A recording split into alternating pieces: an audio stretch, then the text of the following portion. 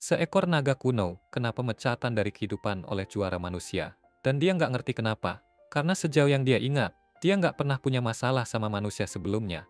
Malah, seringkali, dia jauh-jauh pergi demi bantu umat manusia. Jadi dia paling nggak pengen tahu kenapa mereka lakuin ini. Tapi manusia-manusia itu nolak kasih jawaban. Naga itu kira kalau manusia bunuh dia buat alasan egois. Dan jujur aja, dia udah hidup cukup lama. Jadi dia nggak bakal lawan mereka. Saat naga itu hancur jadi debu, dia minta ke malaikat pencabut nyawa buat bawa jiwanya ke dunia bawah, biar bisa istirahat. Tapi malaikat itu bilang nggak mau dan malah masukin jiwanya ke bayi. Naga itu buka mata dan nemuin orang tua barunya dan kakak laki-lakinya lagi ngelihat ke arahnya. Dan dari yang dia pahami, mereka memutuskan kasih nama dia Dolan. Tahun demi tahun berlalu, meskipun dulu dia dibunuh oleh manusia, Dolan tumbuh jadi pemuda yang baik hati dan peduli banget sama desa tempat dia dibesarkan. Di dunia ini, pertanian tuh satu-satunya industri yang ada. Jadi setiap pagi, Dolan bangun dan langsung kerja di sawah buat nyari nafkah. Di desa ini, kamu dianggap dewasa kalau udah umur 15 tahun. Nah, karena Dolan sekarang udah 16, dia udah pindah dari rumah orang tuanya, tinggal sendiri, dan ngurus dirinya sendiri. Suatu hari, dia lagi mancing bareng kakaknya, dan dia diingetin kalau besok itu harinya dia mau pergi ke rawa buat nyelidikin kejadian-kejadian aneh di sana. Dolan bilang, dia ingat, dan dia memang masih mau pergi, karena semua kadal di rawa hilang secara misterius sebulan lalu. Ada yang harus cari tahu, kenapa sebelum terjadi sesuatu yang parah. Mungkin benar, tapi kakaknya ngerasa kalau Dolan nggak harus pergi, karena itu biasanya tugas para penjaga. Dan Dolan setuju kalau sebenarnya itu bukan tugas dia. Tapi Kapten Baran dan yang lain udah cukup sibuk jaga desa. Jadi Dolan nggak mau gangguin mereka dengan hal ini. Kalau gitu, kakaknya nawarin buat nemenin biar aman. Tapi Dolan bilang nggak perlu, please nggak usah repot-repot. Beberapa saat kemudian, Dolan dan kakaknya udah dalam perjalanan kembali ke desa. Dan mereka berhasil nangkep ikan pertama hari itu. Jadi percakapan berakhir. Dan pas mereka selesai mancing, Dolan dapetin hasil tangkapan yang cukup besar. Terus dia bawa hasil tangkapannya balik ke desa, buat ditunjukin ke teman-temannya, Marida dan Albert. Mereka kagum sama hasil tangkapan Dolan, tapi mereka khawatir karena Dolan malah mancing ketimbang persiapan buat misinya. Tapi Dolan bilang, mereka nggak perlu khawatir, karena dia udah pelan-pelan persiapannya selama beberapa hari terakhir. Ngomong-ngomong soal itu, Dolan mau berterima kasih ke Marida atas bantuannya, karena tanpa dia, Dolan bakal susah buat ngerayu kepala desa, biar ngizinin dia pergi. Marida bilang dia senang bisa bantu, dan karena Dolan yang pertama kali melatihnya, jadi dia tahu kalau Dolan lebih dari mampu buat balik dengan selamat. Dolan tanya, apakah Marida dan Albert ada rencana hari ini? Marida bilang, dia rencananya mau bawa anak-anak buat sesi latihan singkat hari ini. Tapi dia bilang Dolan nggak perlu khawatir soal itu, karena dia udah punya cukup hal yang harus diurus. Jadi Dolan pulang buat siapin ikan-ikan itu. Sambil membersihkan dan menggarami ikan, Dolan mikir tentang bagaimana desa bisa mempekerjakan penjaga yang cukup buat menjaga seluruh tempat ini tetap aman. Jadi semua penduduk desa diharapkan ikut ambil bagian buat jamin keamanan bersama. Tiba-tiba, Airi datang ke jendela Dolan dan ingetin dia kalau dia harus latihan sihir hari ini. Dolan benar-benar lupa soal itu. Jadi dia berterima kasih ke Airi karena udah datang jauh-jauh buat ngingetin dia. Lalu, dia dan Airi pergi ke rumah pembimbing sihir Dolan. Dan begitu sampai, Dolan siap-siap buat nunjukin sihir serangannya. Dia mengucapkan mantra, dan dalam beberapa detik, sebuah energi kuat meluncur dari tangannya, menghancurkan target di depannya. Pembimbing sihirnya memuji Dolan karena kemampuan menyerangnya yang hebat. Dan dia bilang gak banyak lagi yang bisa diajarin soal itu. Tapi, sejauh ini, Dolan masih kurang dalam hal pengobatan. Jadi mereka bakal habiskan banyak waktu buat belajar itu. Malamnya, Dolan ada di alun-alun desa ketika dia bertemu seorang gadis muda dengan rambut putih panjang. Kepala desa memperkenalkannya dan bilang kalau dia akan tinggal di desa untuk sementara waktu. Tapi dia juga mengingatkan Dolan karena dia adalah wanita bangsawan, jadi Dolan harus bersikap baik di sekitarnya. Gadis itu bilang namanya Christina dan mengulurkan tangan untuk berjabat tangan dengan Dolan. Saat mereka berjabat tangan, Dolan langsung bisa merasakan kalau Christina itu petarung yang sangat terampil. Setelah Christina pergi, Dolan berjalan-jalan sambil merenungkan segala hal yang sudah dia pelajari sejak jadi manusia. Sebagai naga, dulu dia nggak perlu khawatir tentang hal-hal seperti ini. Tapi sebagai manusia, ada ancaman serius bisa mati kedinginan saat musim dingin, dan risiko kena sengatan panas saat musim panas. Jadi dia harus hati-hati sama lingkungannya.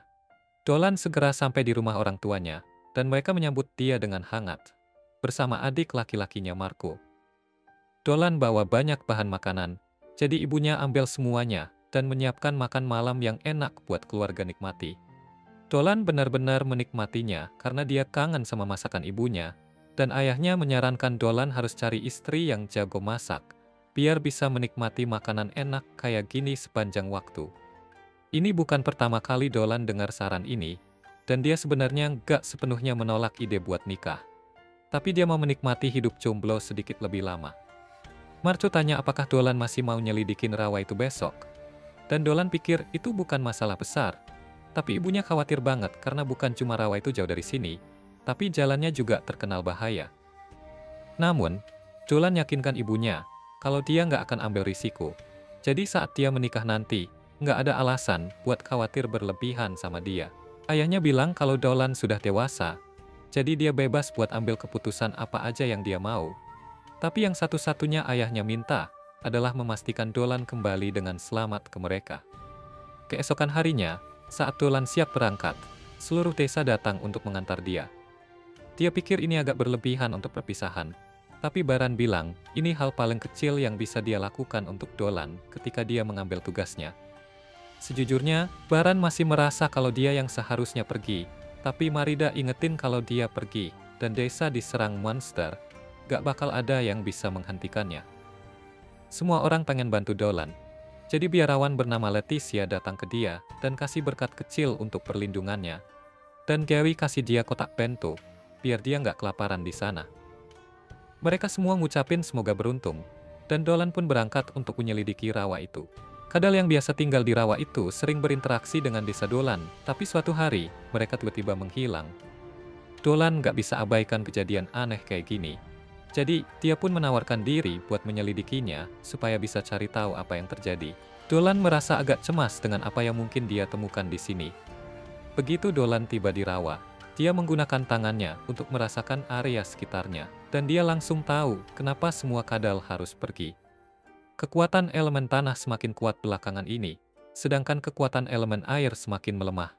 Lalu, Dolan mendengar suara dari semak-semak, dan dia jadi waspada, karena dengan kondisi rawa sekarang, hanya monster kuat yang bisa bertahan di sini. Namun, saat dia siapkan pedangnya, dia terkejut melihat seorang Lamia melata di belakangnya. Lamia biasanya nggak kelihatan di daerah sini, tapi meski aneh, dia ada di sini. Dia memang menarik. Lamia itu tanya apakah Dolan sendirian, dan Dolan mengiyakan bahwa dia datang sendiri. Yang membuat Lamia itu lega, karena apa yang akan dia lakukan bakal memalukan kalau ada orang lain di sini. Dia mencoba mengingat apa yang diajarkan ibunya, dan dari yang dia ingat, dia seharusnya menggunakan mantra pesona, kemudian melakukan serangkaian gerakan, tapi dia lupa bagaimana melakukannya dengan benar. Dolan lebih bingung daripada terpesona, tapi Lamia itu tetap cerita kalau dia tidak datang untuk berkelahi. Tiba-tiba muncul monster lumpur raksasa di atasnya. Dan monster itu kelihatannya nggak tipe yang tenang dan rasional. Monster itu menyerang Lamia, tapi Dolan melangkah tepat waktu dan memotong lengannya sebelum menyeret Lamia ke tempat aman. Mereka harus tetap diam dan tersembunyi sampai monster itu berhenti mencari mereka. Setelah monster itu pergi, Lamia nanya apa itu tadi. Dolan jelasin kalau itu elemen tanah yang gila, dan kemungkinan itulah alasan semua orang kadal yang tinggal di sini sebelumnya harus pergi. Ada gempa baru-baru ini yang mungkin bikin elemen tanah jadi kayak gitu. Dan sayangnya, Dolan gak yakin semuanya bakal kembali normal dalam waktu dekat. Nama Lamia itu Celina, dan Dolan pernah dengar kalau semua Lamia bisa pakai sihir, jadi dia tanya apakah Celina juga bisa. Celina bilang kalau dia bisa pakai sihir, jadi Dolan usul mereka bertarung bareng untuk kalahin monster itu. Celina sempat bingung dengan usulan Dolan, karena dia tahu bahwa sihir Lamia berbasis tanah, dan mungkin gak efektif lawan elemen tanah. Tapi dia penasaran dan setuju buat coba.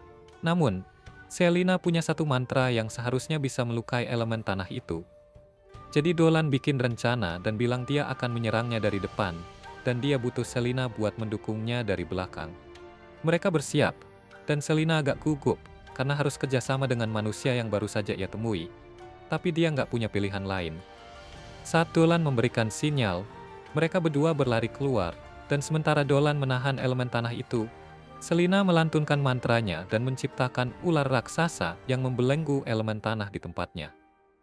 Saat elemen tanah itu teralihkan, Dolan kembali maju, dan meskipun Selina nggak bisa menahannya terlalu lama, dia sudah beli cukup waktu bagi Dolan buat mendekat dan menyerang. Dolan berlari naik ke tubuh elemen tanah, dan dengan menginfuskan pedangnya dengan energi dragonik, dia bisa membelah elemen tanah itu hingga benar-benar kalah. Namun, hasilnya, semua lumpur elemen itu berubah jadi lumpur biasa dan menyebar kemana-mana, menutupi Selina dari ujung kepala hingga ekor.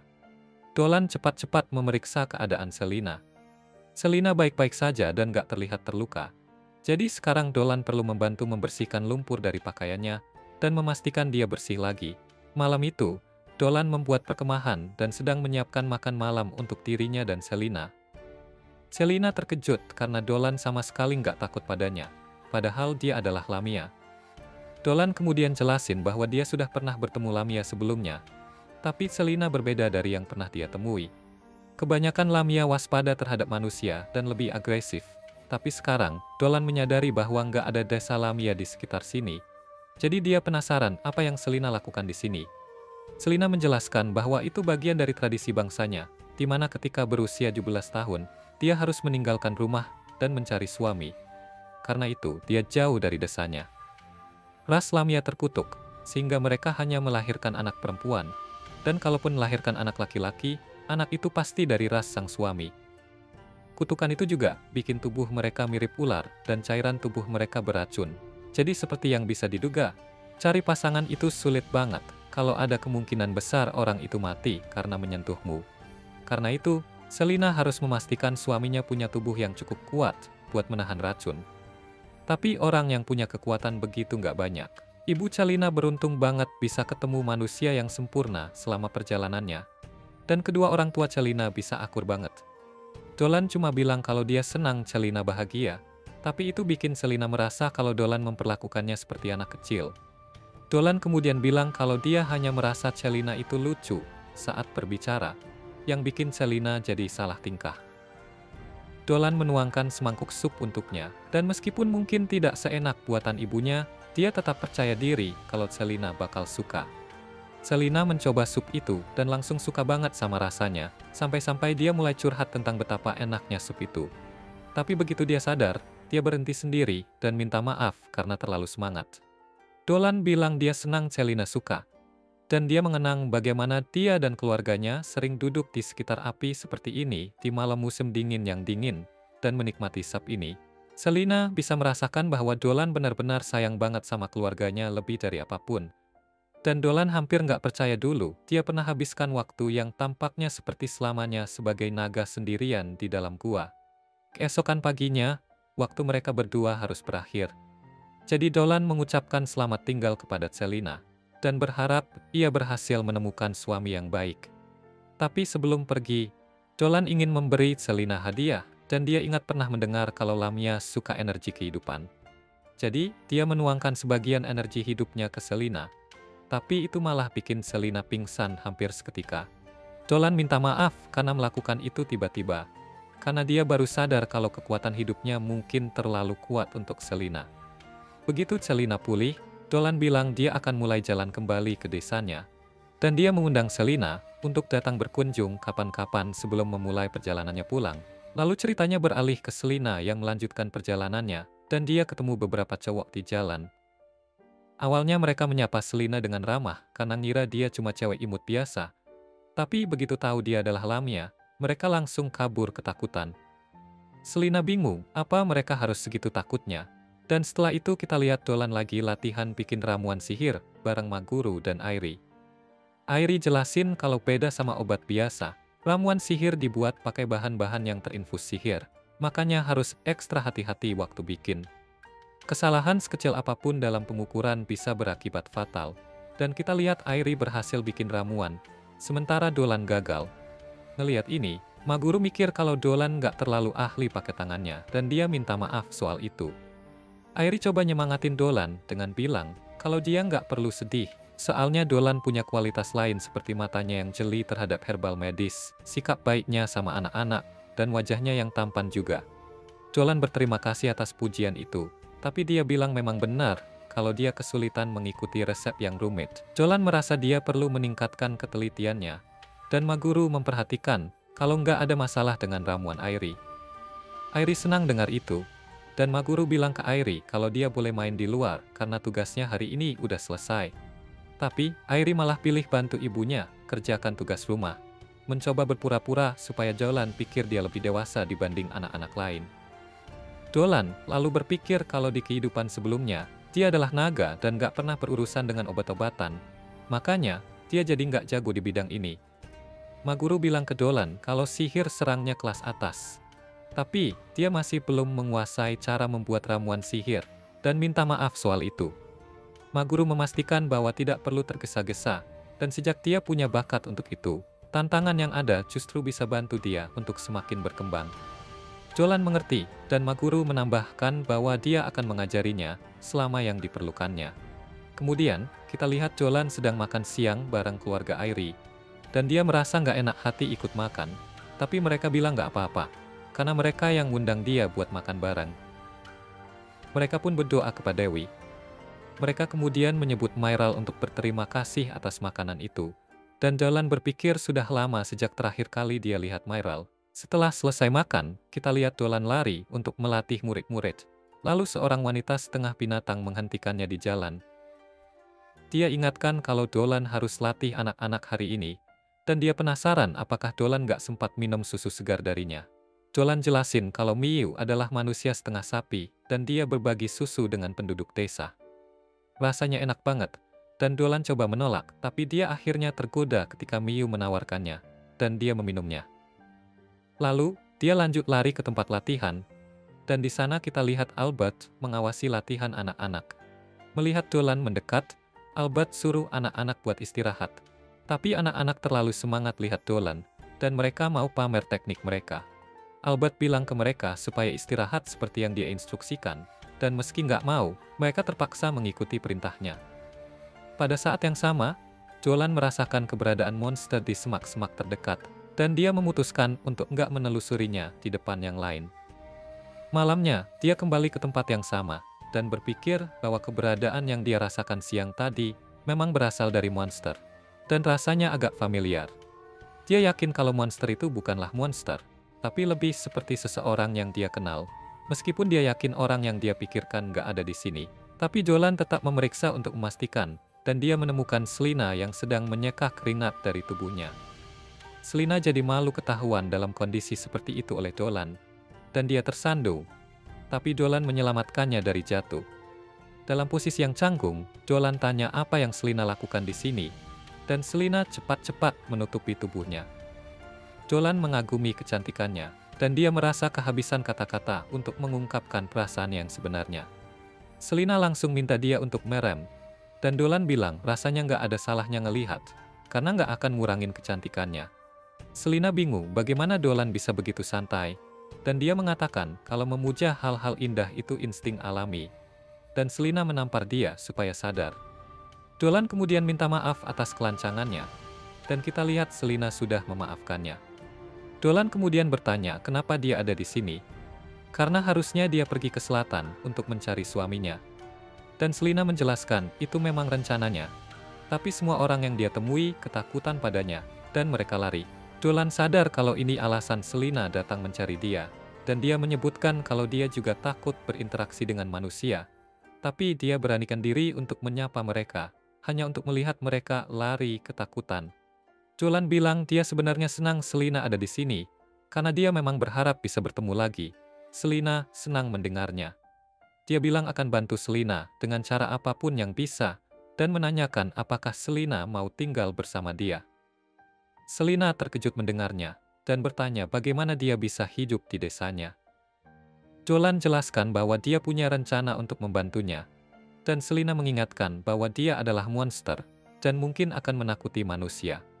Dolan bilang untuk tidak khawatir, karena banyak manusia setengah binatang dan manusia setengah lainnya yang juga tinggal di desanya. Selina ragu apakah Lamia bisa berpaut dengan mereka, dan Dolan bilang bahwa awalnya mungkin mereka akan waspada. Tetapi dengan kepribadiannya yang lembut dan kemampuan Lamianya, dia pasti bisa masuk. Selina nggak percaya kalau dia benar-benar bisa berteman dengan manusia, dan Dolan bilang kehadirannya akan membuat hidupnya lebih menyenangkan. Lalu Dolan menyadari kalau terdengar seperti dia sedang mendekati Selina, dan Selina juga berpikir kalau hidup bakal seru bersama Dolan. Dia menambahkan akan jadi luar biasa jika mereka bisa mewujudkannya. Dan dia kemudian mengungkapkan bahwa ada alasan lain dia mencari Dolan. Selina bilang bahwa dia berharap Dolan mau berbagi energi hidupnya lagi, dan Dolan senang karena Selina suka yang terakhir kali. Selina menjelaskan kalau dia belum pernah merasakan energi hidup yang begitu mengenyangkan dan lezat, dan Dolan bilang dia bisa memiliki kapan saja dia mau. Begitu mereka mulai tinggal bersama, dan dia berbagi sedikit energi hidupnya lagi, Selina menyukainya, dan Dolan menyampaikan rencananya. 3 hari kemudian, kita lihat para penjaga yang bertugas melindungi desa, menemukan beberapa hewan mati, tepat di luar gerbang. Mereka berpikir kalau ini sudah 3 hari berturut-turut terjadi, dan mereka melihat jejak ditinggalkan oleh pelaku, yang menunjukkan bahwa yang bertanggung jawab adalah ular besar. Mereka kemudian ingat bahwa suatu malam, salah satu dari mereka melihat bayangan setengah manusia, setengah ular, dan mereka sadar kalau Selina ada di balik persembahan yang muncul di desa mereka. Baran bingung kenapa Selina melakukan ini, dan kemudian kita lihat para tetua desa mengadakan pertemuan. Para tetua desa terkejut mendengar keberadaan Selina, dan mereka merasa aneh kalau monster jahat meninggalkan persembahan untuk mereka. Baran mengusulkan agar mereka mengumpulkan tim untuk menghilangkan monster itu apapun niatnya. Dan dia bilang mereka harus menghentikannya sebelum hal buruk terjadi. Para tetua menyuruhnya untuk tenang, dan mengingatkan bahwa Lamia adalah monster berbahaya, dan desa ini tidak punya banyak tentara di sini. Mereka menyarankan untuk memanggil bantuan dari ibu kota, dan Baran bersiap untuk mengirim utusan segera. Sementara itu, Dolan entah bagaimana mendengarkan percakapan itu, dan dia berpikir tidak menyangka ada jurang yang begitu besar antara manusia dan monster. Dia yakin mereka akan mengerti kalau Selina tidak berbahaya begitu mereka menemuinya. Kembali ke pertemuan, Maguru meminta semua orang untuk tenang. Dia menyatakan bahwa Lamia telah membawa persembahan untuk mereka, dan pasti ada alasan di baliknya. Dia meminta mereka menunggu sebentar, lalu Airi masuk ke ruangan dengan sebuah alat, dan melihatnya. Maguru bilang akhirnya hasil ramalan sudah tiba. Kepala desa dengan penasaran menanyakan hasilnya, dan Maguru bilang bahwa kedatangan ular akan membawa keberuntungan bagi mereka. Dolan senang mendengar ini, dan sorenya, dia menuju ke Selina dengan berpikir bahwa mereka bisa lanjut ke fase akhir rencana mereka. Dia kasih tahu ke dia kalau penduduk desa udah nggak sewaspada dulu lagi sama dia. Semuanya berkat strategi ngasih-ngasih miliknya. Selina malah kasih kredit ke dia karena dia yang mikirin rencana itu. Terus dia bilang sekarang tinggal sentuhan akhir aja dan kasih instruksi ke Selina soal yang harus dilakukan. Lalu, pemandangannya pindah ke Baran yang lagi mimpin latihan outdoor buat semua yang bisa bertarung di desa. Dia jelasin kalau mereka harus siap menghadapi ancaman Lamia yang sebentar lagi datang. Albert ngeliat kebanyakan orang penting di desa ikut latihan, dan Dolan ngasih tahu kalau mereka ini inti pertahanan desa. Dia pikir mereka adalah orang-orang yang dibutuhin buat tahap akhir rencana, dan dia tunjuk kalau Kapten Baran dan Wakil Kapten Marida ada di sini. Pendeta Leticia juga ikutan. Dia pikir Leticia penting banget di rencana ini, soalnya dia dianggap kayak penyampai pesan Dewi, dan kalau nggak hati-hati, dia malah bisa bilang kalau Selina itu jahat. Dia rasa sisanya tergantung Selina, dan kita bisa lihat Lamia jadi gugup. Dia ingat rencana yang Dolan bilang, dan kita tahu kalau besok mereka bakal latihan di wilayah Kelinci. Jadi, rencananya dia bakal sengaja masuk ke sarang. Abis itu, dia kasih sinyal ke Selina biar datang nyelamatin dia. Dan begitu yang lain lihat dia melakukan ini, mereka nggak bakal anggap dia monster jahat lagi. Baran mau mulai kasih instruksi buat latihan hari ini. Tapi sebelum dimulai, ada seorang prajurit datang lari-lari. Dia bilang kalau itu udah datang, dan Baran kira itu pasti Lamia. Dia suruh anak buahnya siap-siap, tapi Dolan bingung karena dia belum kasih sinyal ke Selina buat muncul. Terus ternyata prajurit itu bilang kalau yang datang bukan Lamia, dan kita lihat ada beruang berarmor ganas di sana. Baran bingung lihat beruang berarmor di pinggir hutan, dan dia suruh semua orang mundur, soalnya binatang ini bisa bunuh mereka dengan mudah.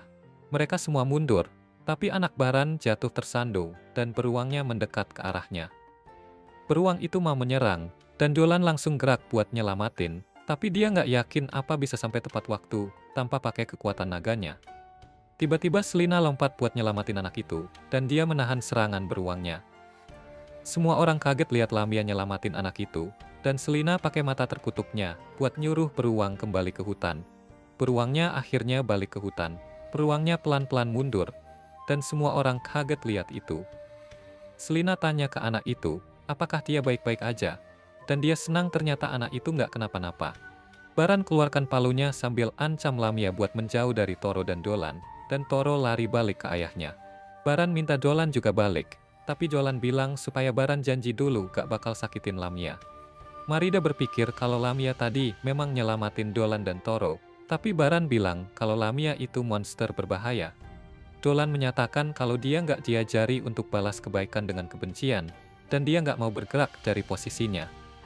Baran terus nanya ke Lamia, apakah dia yang selama ini suka ninggalin persembahan di luar desa mereka? Dia jawab iya, dan nggak sengaja keceplosan ngomong. Baran tanya kenapa dia lakukan itu, dan dia ngenalin dirinya sambil minta izin, biar bisa tinggal di desa mereka. Dia cerita kalau dia udah ninggalin desanya buat berpetualang, tapi ternyata jalan-jalan sendirian lebih sepi dari yang dia kira. Dia bilang kalau dia nggak minta buat tinggal selamanya, tapi dia berharap mereka bisa terima dia untuk sementara waktu. Dia juga bilang kalau ayahnya manusia, jadi dia nggak punya niat buat ngerugiin mereka. Para prajurit pun ngerasa kalau dia nggak seram sama sekali, dan Marida bilang kalau ramalan Maguru bener lagi. Terus kita lihat Leticia terkejut, dan ternyata dia lagi dapat pesan dari Dewi Miral. Dia kasih tahu semua orang kalau Dewi bilang, Lamia yang di depan mereka bukan jahat, dan Dewi minta mereka hidup bersama harmonis. Leticia lalu mendekat ke Lamia, sambil bilang kalau dia tahu selama ini matanya ditutup biar gak bikin takut, dan dia minta Selina buat buka matanya. Selina buka matanya, tapi dia langsung pingsan karena luka yang dia dapat tadi. Pemandangan ganti ke Selina yang sudah diperban, lagi ditunjukin rumah barunya di desa. Dan Baran minta dia cek apakah semuanya sesuai. Soalnya Lamia dan manusia punya kebutuhan yang beda. Selina masuk ke dalam rumah, dan dia lihat banyak bantal dan boneka-boneka di atas tempat tidur. Dia peluk salah satu bonekanya, dan dia berpikir kalau itu lembut banget. Marida bilang kalau ide nambahin bantal-bantal itu dari Baran, dan Selina berterima kasih ke semuanya karena sudah ngasih dia rumah yang indah. Baran lalu minta maaf karena sudah nunjukin senjata ke dia, padahal dia barusan nyelamatin anaknya. Tapi Selina minta dia buat lupain aja. Airi bilang ke Selina kalau mereka nggak tahu banyak tentang Lamia, jadi dia berharap Selina bisa ngajarin mereka.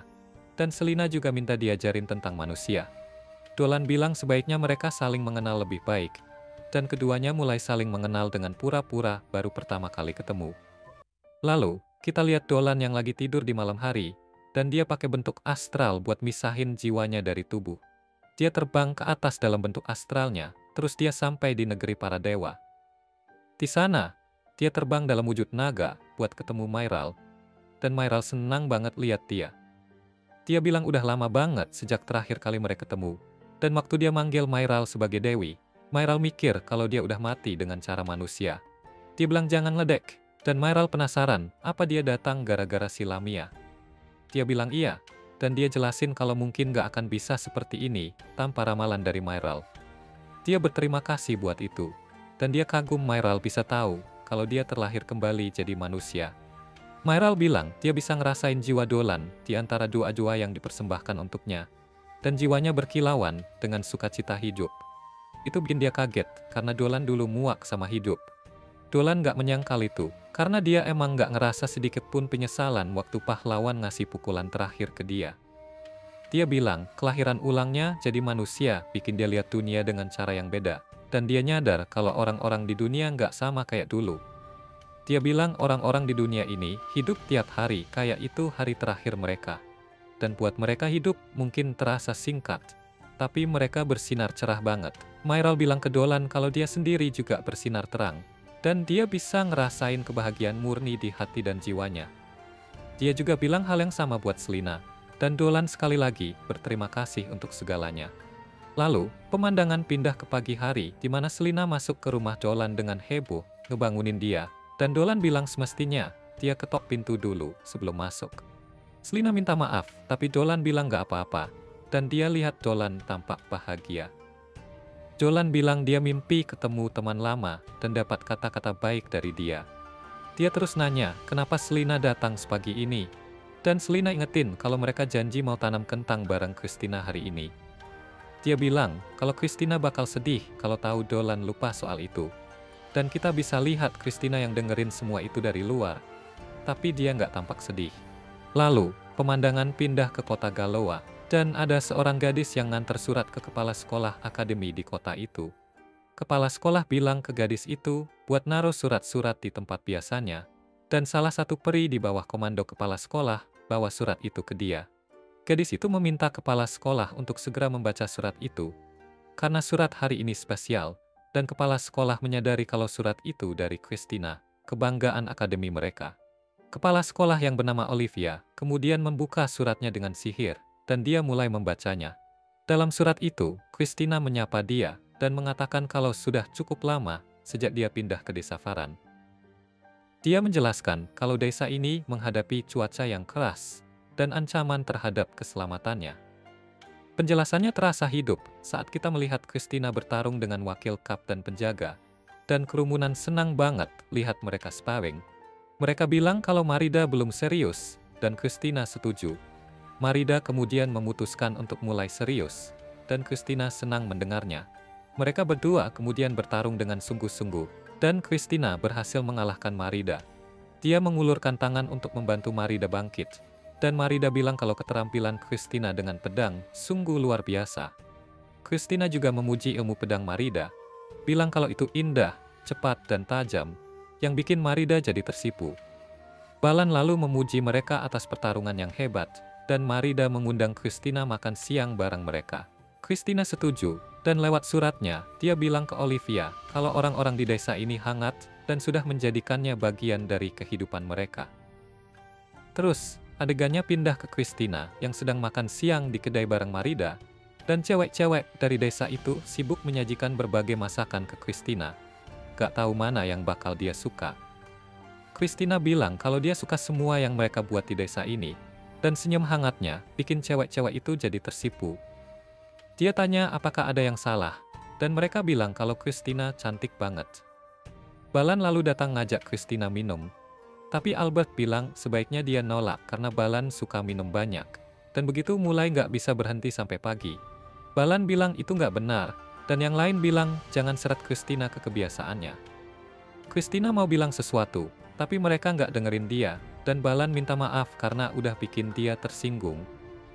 Lalu pergi bareng yang lain buat minum. Terus, adegan pindah ke Christina yang ada di penginapan desa pada malam hari, dan dia merasa agak terasing dari orang-orang di desa. Dia dengar suara orang-orang di luar, dan dia lihat Balan dan teman-temannya menuju ke rumahnya. Di malam berikutnya, kita lihat Christina lagi latihan ilmu pedang, dan Selina sama Dolan ketemu dia. Melihat wajah serius Christina, Selina bertanya-tanya apakah ada yang salah, tapi Christina nggak mau bilang. Selina lalu mengundangnya ke rumah, dan adegannya berpindah ke mereka bertiga di rumah Selina. Selina tunjuk-tunjukin area rumahnya, termasuk tempat tidurnya, sambil bilang kalau itu sangat nyaman dan bikin dia sering mimpi indah. Christina penasaran apakah tempat tidur Selina emang seharusnya seperti itu, dan Selina ngajak dia coba tempat tidurnya, biar dia juga bisa dapat mimpi indah. Christina ragu-ragu, terus Dolan bilang kalau cuma karena tempat tidur ini pas buat Selina. Bukan berarti manusia juga bakal ngerasa nyaman. Selina mikir dia gak terlalu buru-buru tadi, jadi dia minta maaf. Tapi Christina akhirnya gabung di tempat tidur. Dia juga coba bantalnya, dan bilang memang nyaman banget. Selina cerita kalau ide ini dari Balan, dan awalnya dia khawatir apakah penduduk desa bakal nerima dia atau enggak. Tapi semakin lama dia mengenal desa ini, semakin dia suka tinggal di sini. Selina cerita kalau Balan suka banget sama susu yang diproduksi istrinya, Mie. Dan dia sama penduduk desa sering lomba siapa yang bisa minum lebih banyak susu Miu dalam sekali duduk. Christina mikir kalau itu alasan kenapa semua orang pergi ke rumah Balan tadi. Selina lalu cerita tentang kebiasaan unik para penduduk desa. Dolan bilang kalau semua penduduk di sini punya keunikan masing-masing. Dan dia ungkapkan kalau Marida itu di luar memang kelihatan kayak prajurit, tapi dia suka banget sama makanan manis. Selina kemudian nanya kenapa Dolan cuma berdiri di situ dan gak gabung di tempat tidur. Dolan coba nolak ajakan itu, tapi Christina juga ngotot. Akhirnya mereka narik Dolan ke tempat tidur. Lalu pemandangan berpindah ke Dolan, dan beberapa anak laki-laki lainnya lagi minum susu Miu di kedai. Dan mereka semua suka. Dolan nanya, apakah ada yang mau berkompetisi dengannya untuk lihat siapa yang bisa minum lebih banyak susu istrinya. Tapi nggak ada yang mau tanding sama dia. Selina dan Christina masuk ke kedai, dan Balan tanya Christina kenapa datang ke sini. Christina bilang, dia mau coba susu yang Balan banggakan banget dan Miu bawain buat dia. Christina minum segelas susu itu dalam sekali teguk. Christina berpikir kalau susunya enak banget. Melihat ini, Balan penasaran apakah dia peminum berat. Dan Christina bilang memang dia minum lebih banyak dari orang biasa. Balan lalu menantangnya lomba minum susu, dan Christina terima tantangan itu. Mereka mulai minum, dan terus menaruh mak satu demi satu. Semua orang yang berkumpul di kedai kagum melihat seberapa banyak mereka bisa minum. Dan akhirnya, Balan sudah kenyang sebelum Christina dan semua kaget lihat dia hampir kalah. Dia tetap lanjut minum, tapi akhirnya tumbang setelah satu gelas lagi. Semua orang bersorak buat Christina, dan dia merasa semakin dekat dengan penduduk desa. Setelah itu, kita lihat Christina lagi minum susu bareng Dolan dan Selina. Dan mereka tanya apakah Christina baik-baik saja minum lebih banyak. Christina bilang, kalau dia baik-baik saja. Miu datang dan minta Christina coba susu pertama dari anak perempuannya Mil. Dia bilang sebenarnya dia mau suaminya coba dulu, tapi kondisi Balan nggak memungkinkan buat minum lagi. Christina setuju buat coba susu itu, dan setelah minum dia bilang kalau susunya mantap, halus, dan manis. Dia minta segelas lagi. Mil pun memeluknya dengan senang setelah dengar pujian itu. Olivia lalu sadar kalau Christina menulis di suratnya bahwa dia makin dekat dengan penduduk desa berkat Dolan dan Selina, dan desa Ben mulai jadi tempat yang dekat di hatinya. Gadis yang bersama Olivia terkejut mendengar kalau Christina berteman dengan Selina, dan dia merasa ini yang bisa diharapkan dari orang seperti Christina. Setelah itu, kita lihat Olivia di pesta kelas atas, dan dia sadar kalau kabar tentang Christina yang berteman dengan Selina sudah menyebar luas, karena semua orang di pesta membicarakan hal itu. Beberapa orang juga skeptis, bertanya-tanya apakah manusia dan monster bisa jadi teman. Dia berpikir bahwa berita cepat menyebar di kota ini, dan seorang wanita bernama Kieran bertanya kepada Olivia apakah dia bisa cerita lebih banyak tentang Selina. Olivia penasaran kenapa orang seperti Kieran tertarik dengan Selina yang dianggap rendah, karena Kieran adalah jenderal penyihir yang dipekerjakan oleh pemerintah. Kieran bilang, dia cuma khawatir dan menyebutkan bahwa meskipun Selina sendirian, mereka nggak bisa mengabaikan ancaman yang mungkin dia bawa. Dia bilang, manusia gak seharusnya hidup dengan monster berbahaya seperti Selina. Dan mereka juga belum menyelesaikan rangkaian kasus orang hilang baru-baru ini. Kieran bilang dia nggak mau ada kabar buruk lagi selain yang udah ada. Dan Olivia bilang kalau kejadian-kejadian itu memang bikin khawatir. Tapi Lamia ini katanya baik dan lembut. Dan ada ramalan dari Dewi Myra yang nyuruh orang-orang buat hidup bareng dia. Kieran bilang mereka tetap harus siap untuk kemungkinan terburuk. Dan dia minta Lamia segera dipanggil ke kota Galoa. Dia penasaran desa Faran ini di bawah yurisdiksi siapa. Dan ada lelaki tua muncul bilang kalau desa itu di bawah yurisdiksi dia. Dia ngomong kalau mereka harus ambil tindakan pertama. Dan dia bilang bakal kirim utusan segera. Sementara itu di desa, kita lihat Selina, Dolan, dan Christina tanam kentang bareng. Dan setelah Selina selesai, Dolan lihat kalau Selina tanam kentangnya dengan hati-hati. Tapi jaraknya nggak rata. Sementara itu, Christina pakai tangan kosong buat gali lubang buat kentang, dan dia penasaran gimana caranya. Tapi Dolan hanya bisa bengong. Terus ada penjaga datang ke sana, dan dia minta mereka bertiga segera ke gerbang desa. Mereka semua lari menuju gerbang, dan kepala desa memisahkan Christina dari Dolan dan Selina. Sementara beberapa prajurit mengelilingi Dolan dan Selina. Lelaki tua dari tadi yang bersama mereka memperkenalkan dirinya sebagai Gouda, komisaris perbatasan utara, dan dia tanya ke Dolan apakah dia yang membawa Lamia itu ke desa. Dolan bilang itu benar, dan pendeta di samping Gouda mengulangi kalau ramalan dari Dewi Mairal sudah membuktikan bahwa Lamia ini bukan makhluk jahat. Gouda bilang kalau dia nggak meragukan penilaian yang diberikan Dewi, tapi sebagai pengawas wilayah ini, dia bertanggung jawab untuk menghilangkan ancaman dengan cepat dan tepat. Dolan merasa lega karena mereka belum mengirim pasukan pemusnah Lamia, dan dia bertanya-tanya apa yang ingin mereka lakukan. Kuda bilang, mereka akan membawa Selina ke pusat pemerintahan untuk memastikan bahwa dia benar-benar aman tinggal bersama manusia. Dan Dolan bertanya-tanya kenapa harus begitu, kalau memang tidak meragukan penilaian Dewi. Kuda menyebut kalau apapun kata Dewi, jika Selina ingin tinggal di desa ini, dia harus menyelesaikan prosedur yang diminta oleh hukum kerajaan.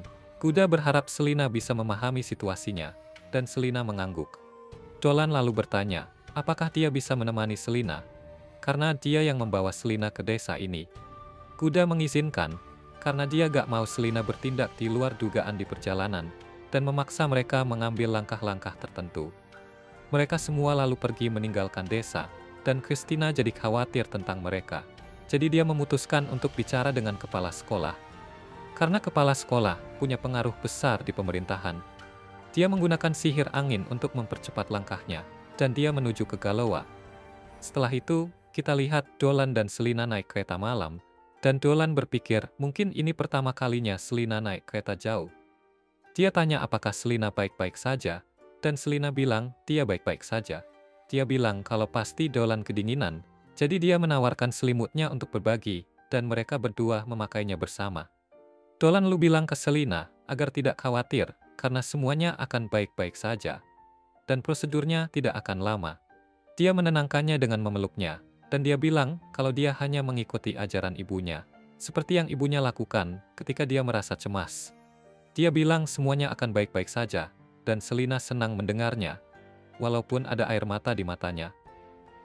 Kemudian kita lihat Christina di kantor Olivia. Dia bilang ada sesuatu yang ingin dibicarakan tentang desa Bern. Olivia menyadari kalau ini tentang Lamia, dan dia menggunakan peri-perinya untuk membuatkan teh untuk Christina. Dia pertama-tama bilang bahwa Selina tidak akan dibunuh, karena dia memiliki berkat Dewi Mairal, dan bukan komisaris Gouda yang memutuskan membawanya, tetapi Kieran, sang penyihir. Christina penasaran kenapa, dan Olivia bilang kalau Kieran melihatnya sebagai ancaman, dan dia berpikir mungkin Selina terlibat dalam hilangnya wanita-wanita belakangan ini. Christina tahu Selina nggak mungkin melakukan itu, dan Olivia menyebutkan bahwa dia sadar itu mustahil dilakukan Selina saat hidup di desa Bern, tetapi karena Kieran bilang begitu, kecurigaan bisa jatuh padanya. Christina gak bisa mempercayai ini, sementara kereta yang membawa Selina dan Dolan tiba-tiba berhenti, dan seorang prajurit bilang kalau komisaris Gouda memanggil Selina. Beberapa saat kemudian, diam-diam, Dolan dan Selina ngobrol dengan pria yang dandanannya mirip jamur. Apapun yang si jamur jalan itu omongin benar-benar bikin kedua pahlawan kita kaget banget. Lanjut ke Christina, yang kacamatanya hilang bagian pentingnya. Dia lagi bahas soal penculikan Selina dan Kieran, penyihir yang bawa Selina ke kota karena dicurigai. Christina marah banget soal ketidakadilan ini, tapi kepala sekolah, meski punya jabatan, gak bisa bertindak duluan. Gak tanpa menyalahgunakan wewenang hukum. Seakan semuanya belum cukup buruk, Olivia menyebutkan kekhawatirannya tentang satu masalah lain lagi. Di tempat lain, Dolan dan Selina dibawa ke hadapan Kieran, yang berdiri di posisi yang sangsa seperti biasanya. Penyihir itu kaget karena gak sadar pahlawan kita ada di sana, dan dia menyambut mereka ke kota Galois. Kieran nyuruh si pria kecil jamur balik dan selesaikan laporannya sebelum undang Dolan dan Selina makan malam bareng. Makanannya tertata rapi, dan Selina senang banget lihat makanan yang kelihatannya enak. Tapi Dolan gak gampang terdistraksi dan langsung ke poin utamanya. Kieran bikin kejutan ketika dia bilang kalau dokumen tentang tinggalnya Selina di desa bakal selesai pertama kali di pagi hari. Tapi untuk sekarang, mereka harus nikmati makanannya dulu. Keramahan si penyihir itu sangat membantu menenangkan ketakutan Selina, karena dia pikir dia bakal dibunuh, karena jadi manusia ular.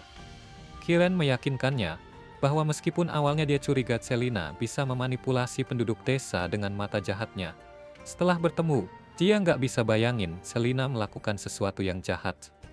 Dia meyakinkan mereka kalau nggak ada yang perlu dikhawatirkan, tapi musik menyeramkan di latar belakang tampaknya bilang lain. Di kantor kepala sekolah, kita tahu kalau si jamur sudah datang, dan musik menyeramkannya sendiri juga mulai. Christina kaget dengan kehadirannya yang tiba-tiba, tapi gubernur masuk dengan tenang dan ngasih tahu kalau dia harus bicara dengan kepala sekolah segera.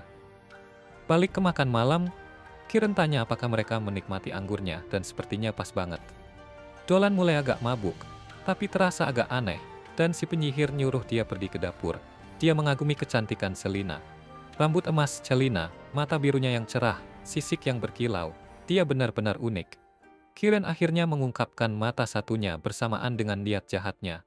Dia mengumumkan bahwa dia tidak sabar untuk memakan setiap bagian dari Lamia. Ternyata, Kieran memakai obat penenang kuda yang sama untuk mencampurkan minuman orang, dan kedua pahlawan kita jatuh pingsan. Kembali ke perpustakaan, gubernur ragu untuk mengungkapkan sesuatu, tapi dia memutuskan bahwa ini saatnya melanggar NDA yang Kieran buat dia tanda tangani. Dia mulai dengan membahas rentetan kasus hilang baru-baru ini yang melanda kota. Sepertinya banyak wanita muda yang hilang tanpa jejak. Christina sudah mendengar tentang ini, dan juga tahu bahwa tidak ada dari mereka yang telah ditemukan sampai sekarang.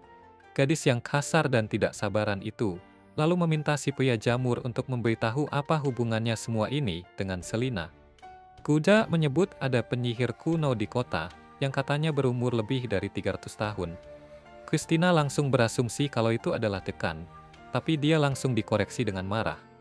Ternyata penyihir ini manusia, tapi nggak mungkin ada manusia bisa hidup selama itu tanpa menggunakan sihir terlarang. Kuda curiga kalau desas-desus tentang penyihir ini mencuri masa muda dari wanita-wanita yang diculik lebih dari sekadar rumor. Dan sekarang ada kabar kalau penyihir kuno ini menargetkan seorang Lamia tertentu. Mereka bertiga cepat-cepat memutuskan untuk pergi ke rumah Kieran dan menghentikan kegilaan ini. Kembali di tempat Kieran, kita tahu bahwa tidak mengejutkan, Kieran punya ruang bawah tanah rahasia di bawah rumahnya. Selina dibaringkan di atas meja, siap untuk dibedah demi masakan yang lezat. Sementara Kieran berdiri di atasnya, hampir ngiler membayangkan vitalitas yang akan dia ambil dari Lamia kita yang malang. Mengambil pisau bedah, Kieran pikir dia akan mengupas sedikit kulitnya dulu, dan memutuskan apa yang akan dilakukan dengan sisanya nanti. Untungnya, Dolan berhasil memaksa obat ketamin keluar dari sistem tubuhnya dan terbangun. Meskipun dia sebelumnya diikat, dia dengan mudah melobek tali pengikatnya dan memperingatkan Kieran untuk tidak menyentuh Selina. Dolan melihat bahwa Kieran sedang mencoret-coret di lantai, tetapi dia ngeri melihat bahwa coretan-coretan kecilnya terbuat dari darah. Sepertinya Kieran sudah melakukan ini sejak lama. Kieran dengan cepat menyadari bahwa Dolan tidak sesederhana itu menjadi manusia. Dolan menuntut untuk tahu berapa banyak orang yang telah dibunuh penyihir itu. Tetapi Kieran dengan santainya mengungkapkan bahwa dia berhenti menghitung setelah korban ke-100. Dia telah bereksperimen dengan kehidupan selama ratusan tahun, mengambil potongan dari subjeknya untuk memperbarui dirinya dan mempertahankan kecantikannya. Kaki, lengan, bahkan kulitnya, semua diambil dari gadis-gadis dari berbagai ras. Dia cukup sukses menyatukan dirinya sendiri karena dia tidak tampak lebih dari 100 tahun. Namun, Kieran tidak puas dan berencana menggunakan Selina untuk meningkatkan kecantikannya lebih jauh. Dolan berpikir bahwa sihir yang dia gunakan seharusnya terlarang, tetapi Kieran mengungkapkan bahwa penelitiannya telah diakui oleh banyak orang. Dolan menyebut penyihir itu sebagai monster, dan Selina setuju. Penyihir itu kaget karena dia sudah menggunakan opioid terbaiknya untuk menjatuhkan mereka. Dolan masih bisa dimaklumi, tapi Kieran terkejut melihat Lamia juga bisa melepaskan diri dari pengaruh obatnya. Selina nggak percaya kalau penyihir itu bisa sekejam itu, menghancurkan kehidupan dan harapan para wanita muda yang datang sebelum dirinya. Tapi Kieran cuma bilang kalau mereka akan terus hidup tanpa arti, dalam kemiskinan dan anonim. Menurut Kieran, dia sudah memberikan hidup mereka tujuan yang berarti. Selina bilang kalau Guda benar soal dirinya, dan nada suara Kieran berubah. Dia nggak ngerti kenapa gubernur membicarakan tentangnya. Ternyata, salah satu masalah jadi penjahat adalah kebiasaan untuk monolog. Dolan mengungkapkan bahwa dia menyembunyikan alat kecil di antara pipinya. Itu adalah alat pemancar yang bisa mengirimkan suara mereka ke jarak yang jauh. Begitulah kuda bisa tahu rencana jahat Kieran sejak awal. Tepat saat itu, pahlawan kita datang, didampingi oleh tim ladusing kerajaan untuk menyelamatkan Hari. Mereka mengungkapkan bahwa semua ini adalah operasi jebakan sejak awal. Kuda telah bekerja sama dengan kepala sekolah untuk menangkap penyihir itu di tempat kejadian. Ketika Kieran menyuruh kuda kembali dan menulis dokumen, itu sebenarnya untuk memalsukan laporan agar bisa menjebak Selina atas kejahatan. Itu juga untuk membuatnya seolah-olah dia harus membunuh Selina karena melawan saat ditangkap. Pahlawan kita nggak bisa ngerti kenapa seseorang mau melakukan sesuatu sejahat itu. Tapi seperti yang Kieran katakan, yang diberkati gak akan pernah mengerti mereka yang terkutuk. Sejak kecil, Kieran berjuang dengan penampilannya. Penyihir itu menyadari kalau dia terlihat seperti gargoyle jelek. Tapi daripada melakukan afirmasi diri dan beli skincare, dia malah mulai melenyapkan gadis-gadis untuk mencuri kecantikan mereka. Kieran sudah menjadi gila, sampai akhirnya melakukan hal-hal keji demi mengejar kecantikan. Gak peduli apakah itu kulit elf, kaki gadis setengah binatang, atau lengan arachna. Gak ada yang terlalu ekstrem demi mengejar kesempurnaan. Melihat sekeliling ruangan, mengungkapkan beberapa hewan, dari mana dia mengambil bagian tubuh, semuanya terendam dalam galonan baby oil. 300 tahun memotong dan mencincang banyak mengubah si penyihir. Dan dia mengungkapkan seberapa banyak dia telah berkembang selama itu. Kulitnya mulai terbelah dan robek. Tubuhnya berubah menjadi makhluk mengerikan sebelum menyerang Selina. Dolan menyadari bahwa Kieran pasti telah menggabungkan semua korbannya menjadi satu.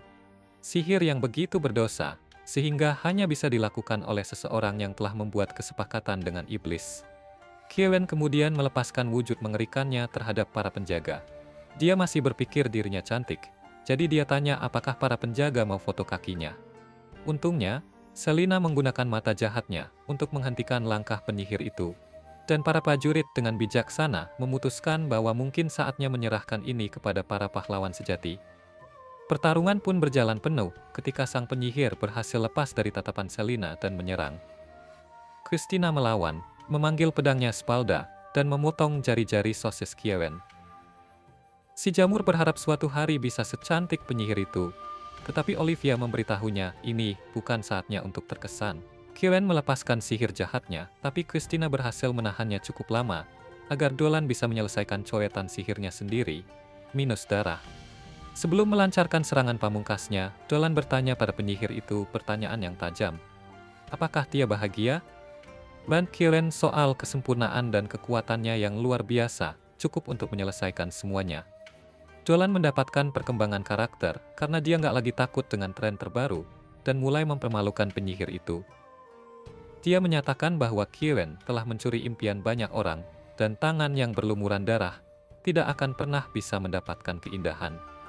Dolan kemudian meluncurkan sihir ofensif yang kuat bernama Celestial Javelin, dan itu benar-benar menghancurkan monster itu sekali dan untuk selamanya. Para gadis kagum dengan anak kita. Tetapi dia hanya bergaya paling heroik yang polos. Dengan kejadian traumatis itu berlalu, Dolan dan Selina kembali ke kehidupan biasa di kota. Selina mencoba belajar dengan bimbingan Dolan, tetapi semua bacaan buku membuat otaknya yang kecil pusing. Dolan nyemangatin Selina dengan bilang kalau dia nggak bakal bodoh lagi. Dia bakalan bisa baca dan nulis dalam bahasa negara ini, dan Dolan nggak sabar nunggu lihat apa yang bisa Selina buat. Christina ikutan nimbrung untuk minum teh, dan terkesan sama perkembangan Selina. Lalu, Olivia dan Portobello datang, dan mereka berterima kasih pada para pahlawan karena telah membantu mengakhiri kejahatan Kieran. Dolan memuji Olivia, karena memberi mereka penawar racun Kieran. Karena gak ada yang tahu sebanyak apa baby oil yang bakal digunakan Kieran, kalau mereka tetap pingsan. Kuda lalu memberikan beberapa dokumen. Satu adalah izin yang memungkinkan Selina untuk berjalan, atau meliuk-liuk di sekitar kota sesuka hatinya. Yang lain adalah formulir pendaftaran yang memungkinkan dia menjalani kehidupan damai dan membara yang dia impikan.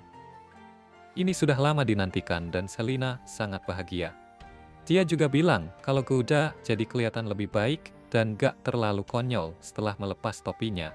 Dekan mengumumkan bahwa ada seseorang lagi yang menunggu untuk bertemu mereka.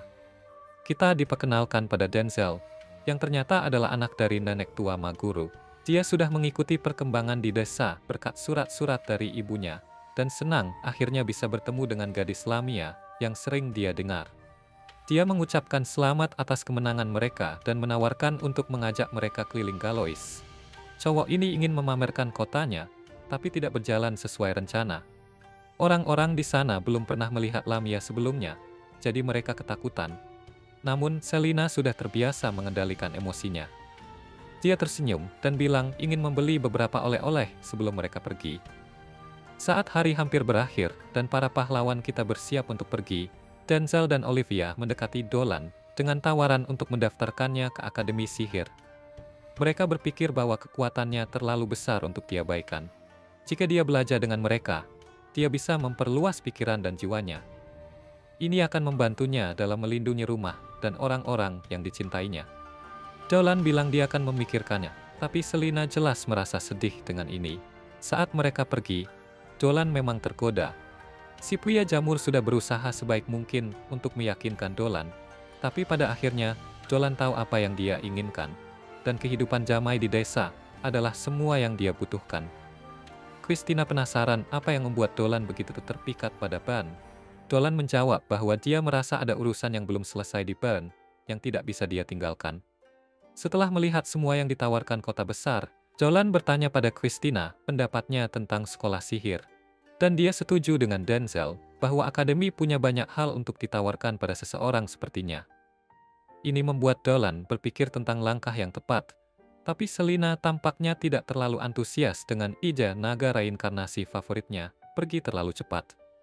Sementara itu, di suatu tempat di hutan, seorang peri tanpa curiga mengintai pasukan yang tampaknya seperti semut monster memenuhi area tersebut. Dalam portal berkilauan yang mereka keluarkan, berdiri 4 sosok misterius. Segera setelah itu, Dolan dan Christina mulai bantu-bantu melatih anak-anak desa, sementara Celina dan Balan nonton dari pinggir. Tiba-tiba, Celina jadi kepikiran tentang tawaran yang Dolan dapat untuk masuk akademi. Dan dia mulai khawatir kalau Dolan bakal ninggalin dia dan pergi jauh. Pas dia lagi asik melamun, anak-anak desa mulai main-main sama ekornya, dan dia pun ngejar mereka sambil bercanda. Dolan berpikir kalau sekarang Selina udah jadi bagian penting dari desa, dan dia berharap semuanya terus berjalan seperti ini. Pas Dolan lagi mikir, Christina yang udah kelelahan mendekat dan minta izin buat jelajah hutan bareng dia. Christina jelasin kalau di dalam hutan ada banyak monster yang kuat dan berbahaya, dan dia pengen ngetes kemampuannya lawan mereka. Dolan ngasih tahu kalau nggak ada alasan yang jelas, lebih baik dia nggak masuk hutan. Tapi Christina bilang kalau salah satu warga desa cerita kalau dia nggak bisa lagi bawa babinya buat makan di hutan, gara-gara monster-monster itu. Christina bilang, dia mau jadi bodyguard-nya babi-babi itu. Soalnya udah seharusnya dia bantu warga desa sebisa mungkin. Dolan cuma bisa ngelus dada sambil mikir, kok ya Christina sampai segitunya pengen banget masuk hutan, sampai-sampai rela jadi bodyguard buat babi. Tapi ya sudah, akhirnya dia ikut juga. Gak lama kemudian, segerombolan babi mulai masuk ke hutan, dijaga sama Dolan, Christina, Balan, dan beberapa ksatria. Anyway, Selina ngeliatin para ksatria yang pakai baju zirah berat. Dan Dolan ngejelasin kalau belakangan ini ada penampakan monster-monster aneh di hutan.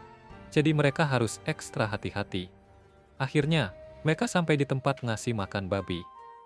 Dolan dan para cewek duduk jaga babi-babi, sementara Balan mimpin timnya buat patroli di sekitaran.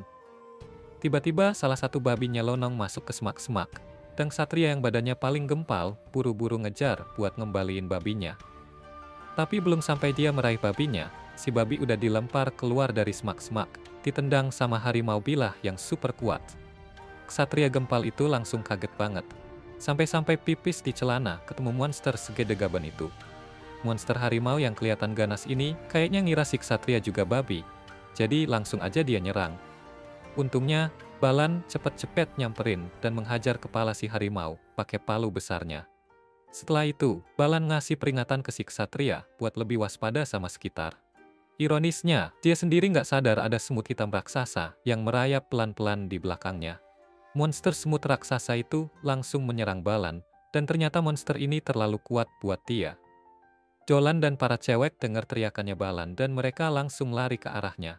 Tapi begitu sampai, mereka cuma bisa lihat kalau Balan udah kalah sama semut raksasa itu. Tanpa nunggu lama, si semut langsung lompat ke arah Dolan, tapi Dolan berhasil nembak dia pakai bola energi. Christina, yang kaget banget, langsung tanya, "Itu monster apaan?" Dolan bilang kalau itu bukan monster biasa, tapi iblis dari dunia bawah. Iblis ini cuma prajurit rendah aja, tapi tetap aja terlalu kuat buat prajurit biasa. Christina bingung, "Kok kamu tahu banyak banget soal iblis?" Dolan jawab santai, "Aku baca di buku-bukunya si nenek tua." Abis itu, Dolan bilang ke Christina kalau dia bakal ngunci gerakan si iblis, dan minta Christina buat nyerang pas dia udah ngasih sinyal. Christina setuju, langsung siap-siap maju. Sementara Dolan nembak si semut iblis pakai tembakan sihir buat bikin dia lemah. Christina nggak buang waktu dan langsung nebas kepala si iblis semut. Meski udah berhasil, Christina masih nggak percaya kalau dia baru aja ngelawan iblis. Setelah itu, Dolan minta Christina buat nggak cerita soal iblis itu ke warga desa, biar nggak bikin panik. Mereka akhirnya balik ke desa, dan pas malam tiba, semua warga kumpul di rumah kepala desa. Dolan balik dari rumahnya, Balan abis ngecek keadaannya dan kasih kabar ke semua orang kalau Balan masih belum sadar, tapi nyawanya udah nggak dalam bahaya lagi. Sementara warga desa mulai ribut ngomongin monster misterius yang sampai bisa ngalahin kapten prajurit desa. Nenek tua tiba-tiba datang bawa kabar baik. Katanya, Balan udah mulai sadar dan harusnya segera pulih. Tapi, si nenek juga bisa ngerasain kalau Balan itu diserang sama monster yang bahkan lebih kuat dari harimau bila. Dolan langsung bilang kalau ada yang gak beras di hutan, dan dia menawarkan diri buat cari tahu soal itu. Tapi si nenek nyaranin buat tetap hidup berdampingan dengan alam, gak peduli apapun yang terjadi. Dia berusaha yakinin Dolan kalau monster yang nyerang Balan itu cuma bagian dari alam, dan mungkin dia cuma nyerang karena mereka menginjak wilayahnya. Dolan gak langsung setuju, dia bilang kalau mereka tetap harus nyelidiki masalah ini, biar nggak jadi tambah serius di masa depan. Akhirnya, si nenek setuju buat ngelepas Dolan ke hutan, tapi dengan satu syarat, dia harus bawa teman buat jaga-jaga. Christina langsung semangat banget buat jadi partner Dolan, tapi kepala desa langsung nolak. Dia bilang mereka nggak bisa ambil risiko sama nyawa Christina, karena bakal susah banget jelasin ke kepala akademi yang udah menitipin Christina ke desa mereka. Sementara itu, Celina yang udah nunggu kesempatan ini langsung berdiri dan bilang kalau dia aja yang bakal ikut Dolan. Dolan nggak bisa nolak setelah lihat tatapan penuh tekad di mata Celina. Besoknya, Dolan dan Celina udah siap-siap bawa barang-barang mereka dan berangkat ke hutan. Tapi belum lama mereka sampai, tiba-tiba Christina udah nunggu di sana duluan. Ternyata, dia nggak betah cuma duduk diam aja. Dolan heran dan langsung tanya, "Kenapa kamu di sini? Kepala desa kan nggak kasih izin." Christina cuma senyum dan bilang kalau dia suka desa ini, jadi dia juga pengen jagain desa dari ancaman apapun. Baru aja mereka mulai jalan, tiba-tiba mereka ketemu sama gerombolan monster laba-laba raksasa. Setelah sukses ngalahin laba-laba itu, muncul lagi monster lain. Christina udah siap tempur lagi, tapi kali ini Celina malah nyelesain masalahnya tanpa kekerasan, cuma dengan ngasih apel ke monyet bertanduk itu. Christina kaget, dalam hati dia mikir, dari mana Celina dapat aura kayak pawang Pokemon nih? Tapi pas dia ngeliat Dolan, anak-anak monyetnya udah manjat di badannya kayak Dolan itu pohon favorit mereka. Akhirnya mereka mutusin buat istirahat makan siang dan berbagi makanan sama keluarga monyet itu. Christina tanya ke Celina, "Kamu nggak takut sama monster?" Celina senyum dan ngingetin Christina kalau dia sendiri juga monster. Lalu dia ngasih ide ke Christina buat coba kasih makan ke anak-anak monyet itu. Dan lama-lama, Christina mulai ngerasa kalau mereka imut juga. Sementara itu, Dolan mikir, kayaknya baik monyet-monyet ini maupun laba-laba yang mereka lawan tadi terpaksa keluar dari wilayahnya gara-gara ada monster kuat yang ngusir mereka. Pas mereka lagi makan, Dolan masih mikirin monster yang bikin huru-hara di hutan ini. Tiba-tiba, Celina nyeletuk. Christina tetap kelihatan anggun meskipun cuma makan roti biasa. Dolan setuju, sambil bilang kalau Christina itu memang elegan dan penuh pesona, yang bikin Christina langsung merah karena malu. Celina langsung ngerasa insecure dan buru-buru nanya rahasia Christina, biar bisa jadi mempesona juga, buat cari suami idaman. Dolan ketawa kecil dan bilang ke Celina kalau dia nggak perlu ngelakuin apa-apa yang khusus, soalnya dia udah mempesona dari sananya. Celina jadi malu banget, mukanya langsung merah merona juga, sambil ngebayangin kalau Dolan sebenarnya mau ngajak dia nikah. Dia langsung larut dalam imajinasinya, berkhayal hidup bahagia sebagai istri Dolan. Tapi di saat yang sama, Christina dan Dolan tiba-tiba ngerasain kehadiran iblis di sekitar mereka.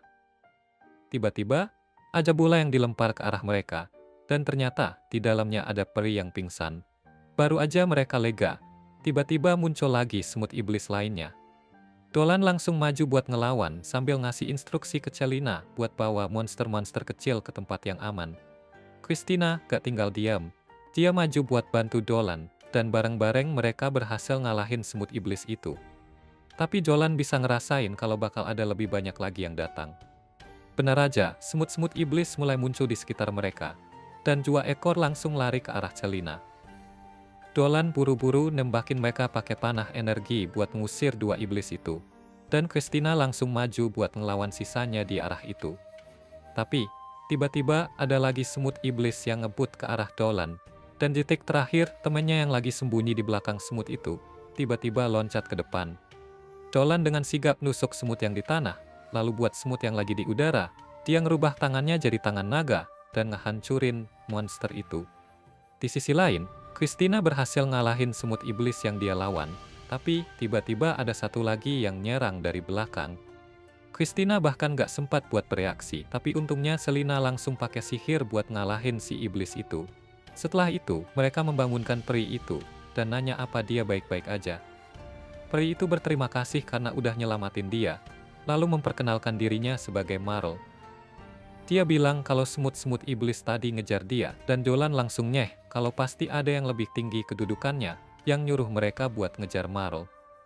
Marl ngasih tahu Dolan dan para cewek kalau dia butuh bantuan mereka, karena semua orang dalam bahaya besar. Baru aja dia ngomong begitu, mereka semua bisa ngerasain kalau mereka dikelilingi, tapi bukan sama iblis. Christina refleks mau ngeluarin pedangnya, tapi Dolan buru-buru nahan dia. Dia nggak ngerasain ada niat jahat dari makhluk-makhluk yang mengelilingi mereka, malah mereka kayak lebih hati-hati dan waspada. Dolan pun naruh pedangnya ke tanah, dan Christina mengikuti. Tiba-tiba, satu persatu elf hutan muncul dari balik semak-semak. Pemimpin mereka loncat ke depan dan ngasih tahu Marl kalau dia datang buat nyelamatin dia. Pada saat itu, pemimpin elf bernama Gio dengerin waktu Marl cerita bahwa mereka nggak perlu takut, karena manusia udah nolong dia. Sementara Dolan juga nenangin grupnya, karena elf biasanya nggak jahat. Pas Gio deketin mereka, dia cuma ngucapin terima kasih, soalnya kalau bukan karena mereka, Marl bisa aja kena bahaya serius. Tapi di sisi lain, hutan ini adalah wilayah mereka. Dan sekarang Gio pengen tahu kenapa mereka masuk tanpa izin. Jadi Dolan, abis ngenalin diri sesuai etika, cerita kalau ada monster aneh muncul di desanya, dan karena mereka datang dari arah sini, mereka cuma masuk hutan buat nyelidikin sedikit dan lindungin orang-orang dari serangan berikutnya.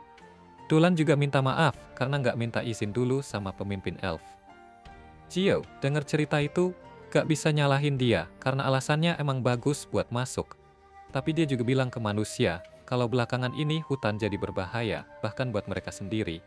Dolan bilang dia tahu soal prajurit iblis yang muncul baru-baru ini. Tapi kalimat ini bikin elf jadi terganggu. Karena mereka bukan muncul begitu aja, tapi mereka ada di sini buat perang lawan semua elf demi wilayah. Dan pas dia mau pergi, Christina tanpa sengaja menghalanginya, karena nggak mau ninggalin para elf untuk lawan para iblis. Tapi karena caranya nggak baik, Celina menghentikannya biar nggak ada masalah besar. Meskipun begitu, dia tetap kasih sinyal betapa bahayanya seorang iblis buat siapa aja. Setelah ngomong gitu, dia nawarin bantuan ke elf, dengan cara yang langsung banget. Ini bikin mereka kaget, dan beberapa dari mereka jadi ngerti kalau Marl benar tentang manusia ini. Meskipun Dolan gak masalah kasih bantuannya, dia tetap gak ngerti kenapa pasukan iblis itu mulai perang sama elf.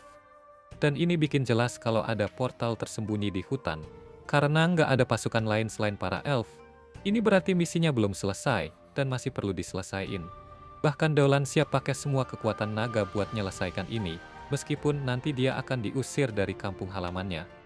Abis itu, Dolan ambil langkah buat minta izin seperti yang seharusnya, dan juga buat bantu elf lawan para iblis. Soalnya, kalau sendirian itu mustahil buat ngalahin mereka. Meski Gio ragu, adik perempuannya yang namanya Vio, ngingetin dia kalau rakyat mereka lebih penting dari hukum-hukum lama. Dan setelah Marl diselamatin sama 2 manusia dan seorang Lamia, itu udah bukti cukup buat percaya sama mereka. Jadi dengan dukungan dari semua orang, Jiao kasih lampu hijau ke manusia-manusia ini. Tapi dia juga bilang jelas kalau mereka bisa kehilangan nyawa karena pilihan ini.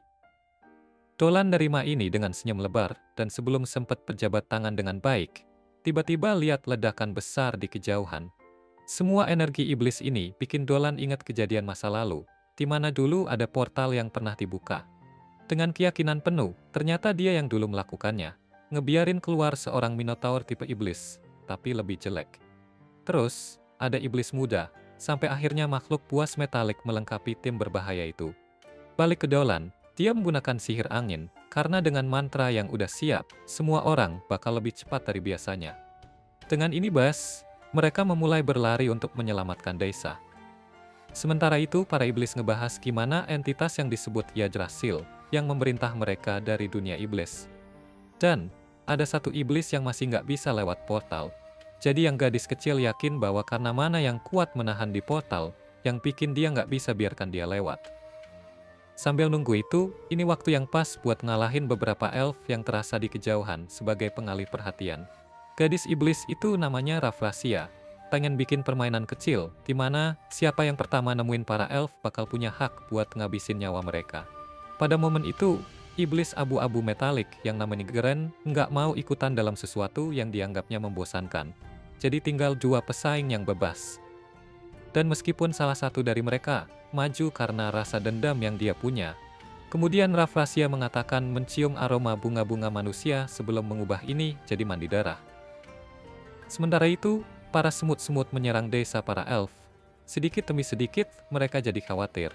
Bukan hanya harus hadapi para elf, tapi juga satu dari 4 ksatria iblis yang bernama Georud. Dia nggak butuh waktu lama buat datang, dan kemudian aktifkan mode pembantaiannya terhadap para elf. Dan meskipun mereka coba bertahan dengan panah, itu sama sekali nggak bisa nembus armor si iblis.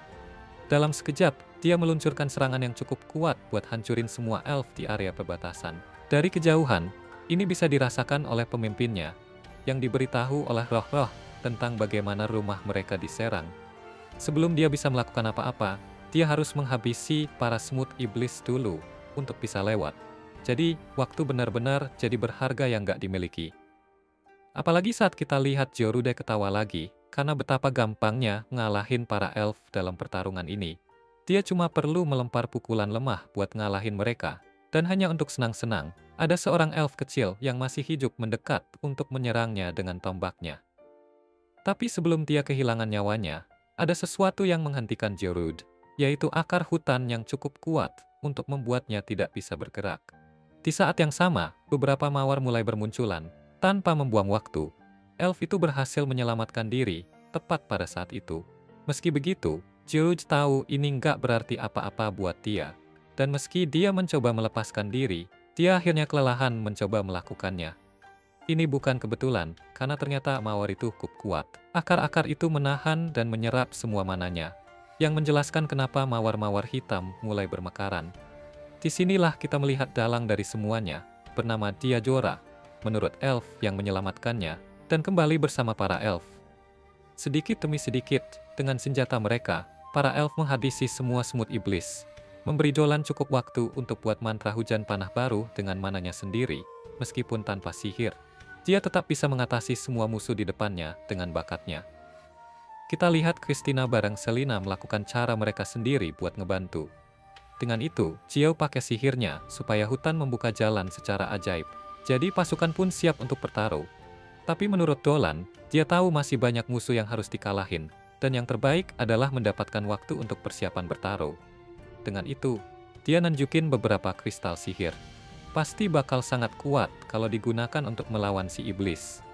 Tapi pas ngelihat lebih dekat, Selina ingat kalau kristal-kristal ini adalah yang mereka dapetin pertama kali ketemu lawan makhluk umpur. Tanpa buang-buang waktu, mereka langsung pakai itu. Christina juga memanggil sihir angin, ngebuat pedangnya jadi tornado pemotong untuk ngeberesin musuh lebih cepat.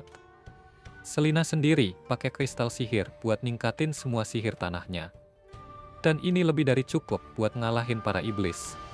Melihat kekuatan yang diberikan kristal sihir ini, rasanya rugi buat nggak ikut-ikutan. Setelah dia ngelafal mantra, terlihat api hadir menciptakan mini geng Kidama di area itu. yang waktu meledak, nggak ada lagi musuh di seluruh hutan. Ini bikin Gio lebih tenang, karena tahu sekutunya ternyata kuat banget.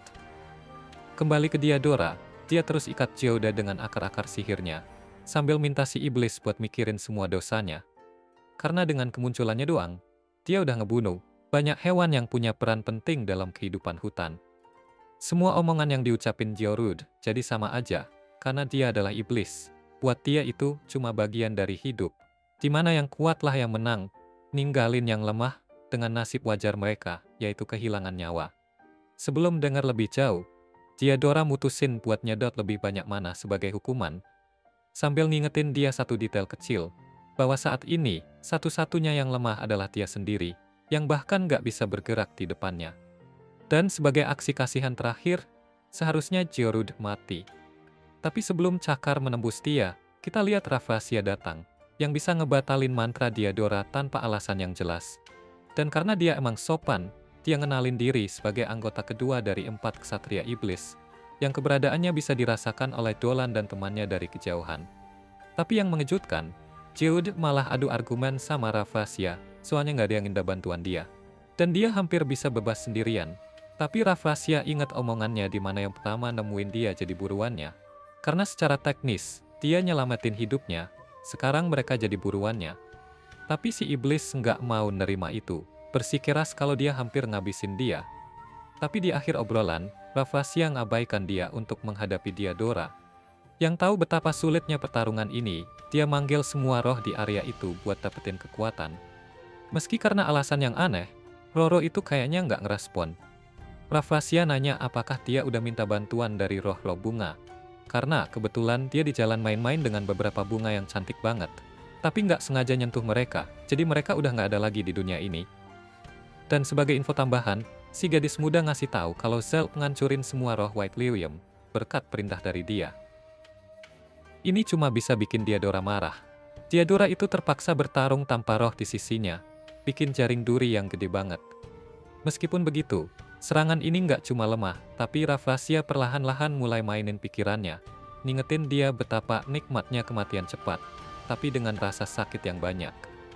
Tanpa banyak pilihan lagi, Diadora terus pakai durinya untuk lawan si gadis muda, tapi semua itu tertahan oleh perisai Rafflesia. Di saat yang sama, Rafflesia bilang ke kita bahwa dia juga roh bunga, jadi dia punya cinta tertentu pada bunga. Tapi tentu aja, definisi bunganya agak beda dari versi cantik di dunia ini, lebih ke bunga iblis, deskripsi terbaiknya. Karena dia makan dari kehidupan dan penderitaan seperti Rafflesia di dunia ini, jadi menurut dia, makhluk hidup cuma ada buat jadi makanannya. Setelah itu, Diadora kehilangan lebih banyak pertahanan, karena Rafflesia, dalam beberapa kata, nggak bisa disentuh terlepas dari apapun yang terjadi. Tapi Diadora tetap kukuh melanjutkan serangannya. Si iblis terpaksa pakai sebagian kekuatannya cuma buat buktiin yang udah jelas. Meski kelihatannya semua itu jebakan, ada akar lain yang tersembunyi berhasil selamat dan nyerang wajahnya. Ngasih Diadora kemenangan kecil karena bisa ngejebak dia. Tapi ini malah dianggap hinaan sama Rafflesia, yang merasa dirinya begitu cantik. Jadi dia mutusin buat akhiri hidup musuhnya, ngeluarin kutukan mematikannya. Sementara Diadora juga memanggil kekuatannya sendiri. Meski begitu, semua ini nggak berarti buat Georuda yang bosan diabaikan. Jadi dia langsung ke pertarungan buat ngejar darah. Dan meskipun Diadora terus dengan belitan-belitan durinya, kali ini si iblis pengen tes kekuatannya, berhasil ngancurin itu semua. Tapi tanpa sengaja, dia ngelempar Diadora, dan ini bikin Rafflesia dapat kesempatan buat nyentuh musuhnya. Yang dengan luka kecil aja di tubuhnya udah nggak bisa pakai mana sebanyak sebelumnya. Menurut Rafflesia, karena menyentuh makhluk hidup adalah sama dengan memakan mereka, baik kulit, darah, maupun mananya sekaligus. Jadi, dengan dua musuh kuat yang ngejar dia, Diadora cuma pengen satu kesempatan lagi buat balas dendam atas keluarganya yang udah mati. Tapi semua tanda-tanda menunjukkan bahwa dia nggak akan dapat kesempatan itu. Tapi kemudian, keajaiban datang dari langit buat menyelamatkannya tepat waktu. Dengan Dolan sebagai orang yang bertanggung jawab atas ini, yang punya tugas buat ngalahin para iblis secepatnya. Dan bikin semua orang kaget karena nggak nyangka ada manusia yang ikutan bertarung kayak gini. Dolan langsung berbalik buat bantu Diadora berdiri lagi, tapi momen itu dipakai Georud buat nyelinap di belakang Dolan. Giorut ubah tangannya jadi tombak buat menyerang. Tapi tiba-tiba, Christina muncul buat nahan serangan itu. Jolan coba pakai kesempatan ini buat nebas kepala Demon Knight, tapi Giorut sukses mundur dan cuma kena sedikit sebelum menjauh. Tiba-tiba Ravasia muncul di belakang Dolan dan menyerangnya. Tapi kena panah dari Elf yang berhasil ngejauhin dia dari Dolan. Ravasia berhasil nangkep panahnya, tapi dia marah banget karena ada yang berani nembak dia. Dolan mutusin buat ngalahin dia cepet-cepet. Tapi terus hutan bergetar lagi saat pilar kekuatan sihir meledak dari gerbang. Lalu cewek kecil itu ketawa ngakak karena anggota paling kuat dari kelompok mereka akhirnya datang. Giorut pengen ngalahin manusia-manusia sebelum musuh terkuatnya datang, tapi tiba-tiba dia nggak bisa bergerak gara-gara kekuatan Selina.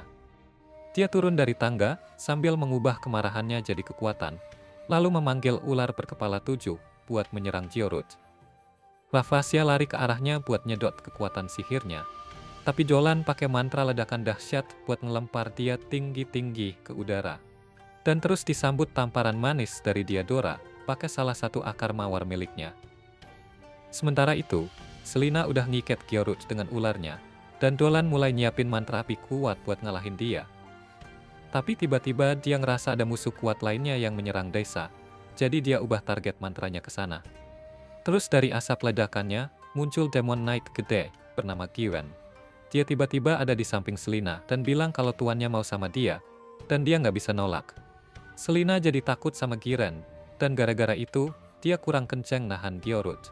Giorut berhasil ngerobek ular-ular sihirnya, terus bilang ke Jiren kalau si gadis Lamia adalah buruannya.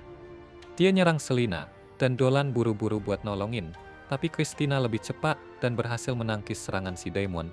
Giorut terkesan dengan kekuatan Christina, dan bilang kalau dia pasti manusia super. Dia bilang bakal lebih seru buat bunuh Christina, dan Christina balas dengan bilang biar dia seru-seruan aja sambil mati di tangannya. Christina membangkitkan kekuatan pedang sihirnya dan langsung loncat ke punggung Giorut sebelum menusuknya. Giorut jadi marah banget dan Christina nyerang lagi, sementara Selina pakai kekuatannya buat manggil tangan batu dan nahan Giren. Dia minta Dolan biarin aja dia urus si brengsek ini, terus dia meledakkannya dengan serangan sihir gelap. Tapi Giren nggak terluka sama sekali. Selina pakai mantra 7 ular lagi, tapi Giren bilang itu cuma kayak pijatan aja. Dia coba mencekik Giren dengan ularnya, tapi Giren cuma bilang, lebih keras Mommy. Dia bilang ke Selina kalau dia nggak cocok buat berada di medan tempur, karena dia belum siap buat membunuh. Giren ngerobek ular-ular itu dengan kapaknya. Terus nyerang Selina, tapi Dolan berhasil ngeblok ayunan kapaknya. Dolan mengisi tangannya dengan sihir dan memukul Giren hingga terpental. Giren kagum lihat kekuatan Dolan, yang bilang bahwa pertarungan ini sebenarnya udah selesai. Tapi pas itu, Demon Knight terakhir mendarat. Dia mendarat di sana, dan dalam sekali pandang, Dolan tahu kalau demon ini cukup kuat. Giren mundur, dan biarin si pendatang baru yang pegang kendali pertarungan. Dari cara Dolan lihat, dia bukan demon barbar, yang cuma mau nyakitin orang buat senang-senang aja. Malah, dia lebih kayak pecandu pertarungan yang suka adu kuat sama lawan tangguh. Demon keempat ini bilang kalau Jolan bener-bener hebat bisa nyakitin salah satu temannya. Dia cabut pedang raksasanya dan bilang dia akan nikmatin pertarungan ini sepenuhnya. Jolan langsung menyerang dan pedangnya berbenturan dengan pedang si demon yang terkesan sama kekuatannya Dolan. Si demon bilang kalau Jolan ngingetin dia sama seseorang, tapi jelas nggak mungkin mereka berhubungan. Si demon lalu menyerang Dolan dengan 2 pedangnya. Tapi Dolan berhasil menangkis serangannya dengan teknik naga, membuat si demon kaget. Jolan sadar si demon bisa ngeliat trik itu, dan langsung menyerang lagi sebelum si demon bisa pulih. Si demon coba ngebalas, tapi Dolan pakai mantra ledakan dari jarak sangat dekat. Meski begitu, si demon masih bisa selamat. Dolan bilang dari awal emang dia kelihatan beda sama demon yang lain, tapi jelas Dolan jauh lebih unggul dari dia. Ini cuma bisa terjadi kalau demon itu adalah dewa yang jatuh. Dan si demon terkesan karena Dolan bisa ngumpulin informasi sebanyak itu hanya dari interaksi singkat. Dia tahu Dolan juga menyimpan rahasia, tapi dia memutuskan untuk berbicara dengan senjata, bukan kata-kata. Dolan sadar bahwa dia nggak bisa ngalahin demon itu dalam bentuk manusianya. Tapi kalau dia berubah jadi naga, desa elf bisa hancur karena kekuatannya. Tiba-tiba, si demon menyerang dan memaksa Dolan mundur dengan serangan membabi buta. Tapi Dolan menemukan kesempatan untuk serangan balik. Sayangnya, serangannya terlalu dangkal, dan si demon tertawa, bilang ini hari keberuntungannya karena bisa bertarung dengan musuh yang kuat. Si demon mulai mengumpulkan mananya, dan Raffrasia serta Kyorut melompat ke atas, bilang ke Dolan kalau mereka masih dalam pertarungan. Selina dan Christina mau bantuin Dolan, tapi Jiren menghalangi jalan mereka.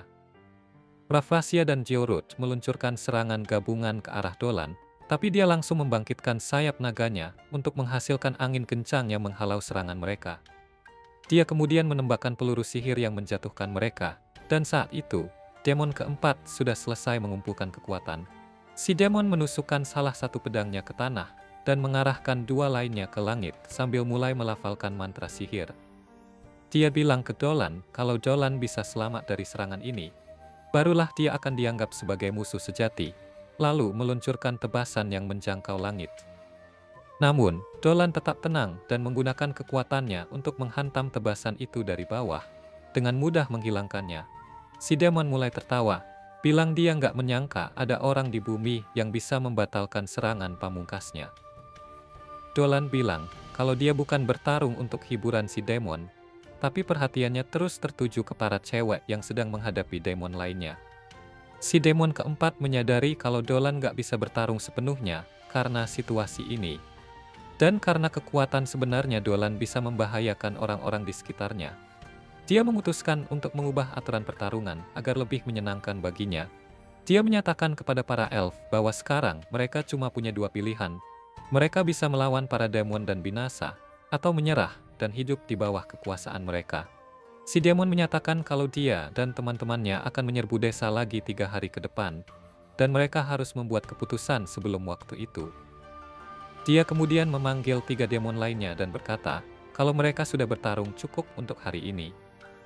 Sebelum pergi, Kyorut bilang ke Selina kalau menunjukkan belas kasihan kepada musuh adalah dosa yang lebih besar daripada kekalahan. Dan Kyorut bilang ke Christina kalau dia nggak akan pernah lupa dengan penghinaan yang dia alami dari tangannya. Dia mulai berjalan pergi, dan Raffrasia naik ke punggungnya, sambil bilang ke Diadora kalau lain kali mereka ketemu, dia akan menyiksanya sampai Diadora memohon untuk mati.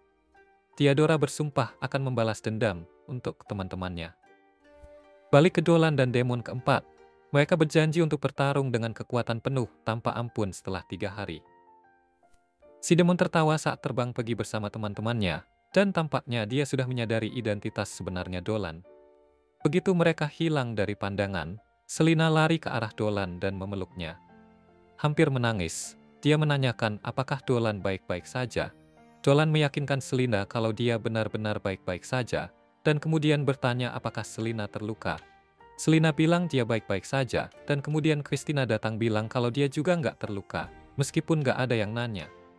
Mereka kemudian pergi ke rumah kepala desa, Tio, yang sudah menunggu bersama teman-temannya. Dia sudah dengar tentang pertarungan tadi, dan berterima kasih ke Dolan dan para cewek karena sudah membantu desa mereka. Dia kemudian memperkenalkan diri dan teman-temannya, Fleck si manusia serigala dan Alsi, seorang arachne. Kepala desa bilang karena masalah ini lebih besar dari sekadar suku mereka. Mereka memutuskan untuk meminta saran dan bantuan dari orang-orang di kerajaan juga. Tiba-tiba, kepala sekolah elf, Olivia, datang untuk mewakili kerajaan manusia, membuat Dolan dan yang lainnya kaget. Dia cerita kalau dia lahir di desa ini, dan datang buat bantu, kayak mereka. Ketua Deo manggil semua dewan buat rapat, dan kasih tahu kalau mereka nggak bakal cuma duduk-duduk aja nungguin para iblis balik. Mereka rencana buat serang balik besok pagi dengan semua kekuatan yang mereka punya, dan rebut gerbangnya. Kalau gerbang itu nggak ada, para iblis bakal keusir dari dunia kita dan balik ke neraka. Harapannya, setelah ancamannya hilang, hutan bisa mulai kembali pulih. Dolan siap buat bertarung dan bilang kalau mereka ada di sini buat bantu sebisa mungkin. Fleck manusia serigala juga ngerasa sama kayak anggota dewan lainnya. Waktu dia bilang kalau dia malu harus minta bantuan Dolan. Emang sedih sih, pas warga hutan nggak bisa selamatin diri mereka sendiri tanpa bantuan dari luar. Tapi mereka semua tahu kalau bukan karena campur tangan para pahlawan kita, hutan mungkin udah hancur lebur. Hutan itu kemungkinan besar bakal dikuasai sama kejahatan. Olivia menjamin timnya dan bilang kalau kabar udah dikirim ke dunia luar juga. Kalau mereka gagal dalam serangannya, paling nggak orang-orang yang datang, lalu mereka bisa lanjutin pertarungannya. Dolan kagum sama semangat juang para elf dan bertekad untuk bersemangat juga.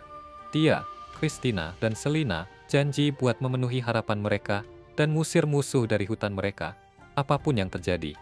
Sementara itu, para ksatria iblis lagi ngumpul, dan suasananya nggak begitu asik. Setelah kalah dari sekumpulan manusia dan elf, monster-monster neraka itu moodnya lagi jelek semua. Masing-masing pengen balas dendam sama lawan mereka. Giorut dan Raffrasia khususnya lagi marah banget, dan lampiaskan kekesalan mereka ke semut-semut yang nggak tahu apa-apa. Giran sebel sama kelakuan mereka berdua, dan minta Gior buat ngelakuin sesuatu. Tapi bahkan si kepala ksatria itu juga ngerasa cemas soal pertandingan ulang yang bakal datang. Jok bilang, biarin aja mereka sama kemarahannya. Dia lebih penasaran sama sosok Dolan ini. Ada sesuatu dari anak itu yang dia kenali, dan kalau dia benar, maka pertarungan yang akan datang ini bakal jadi yang terbesar dalam hidup mereka. Kiran si iblis berlapis baja kaget dengar itu dari si Kyork. Sementara semut malang lewat terbang di dekat kepalanya. Dia pikir nggak ada yang bisa jadi tantangan buat Kyork di dunia ini. Tapi menurut penjelasan si ksatria, Dolan bukan dari dunia ini sama sekali. Kemampuan, aura, dan sihir yang dipakai Dolan ngasih petunjuk tentang sesuatu yang pernah Kyork alami dulu sebelum jatuh menjadi iblis. Dan kita ngeliat kilas balik ke momen itu. Kyork dulunya bukan iblis seperti sekarang. Di masa lalu yang jauh, dia pernah jadi tentara suci dari penguasa Ardas yang sering bertarung melawan para dewa iblis. Dalam pertempuran ini, dia dan teman-teman tentaranya lagi ngerasa kacau setelah pertempuran yang buruk, di mana cuma sedikit dari mereka yang selamat. Meski lemah dan terluka, Jok bilang ke malaikat lainnya kalau mereka perlu kumpul lagi sama tuan mereka dan lanjutin pertempuran ini. Tapi, kata-katanya terputus ketika tiba-tiba ada sesuatu yang besar muncul di Cakrawala. Dia terkejut, lihat Dewa Naga Tua yang dengan gampangnya mengusir musuh, bikin kekacauan di barisan mereka, dan nyebarin rasa takut di antara para iblis. Cuma ngelihat hal itu aja udah bikin Kyork kagum, dan dia masih ingat momen itu sampai sekarang. Di masa kini, dia kesulitan ngerti gimana naga besar dan menakutkan itu sekarang jadi manusia biasa. Tapi dia nggak kecewa. Malah, ini bikin dia makin semangat.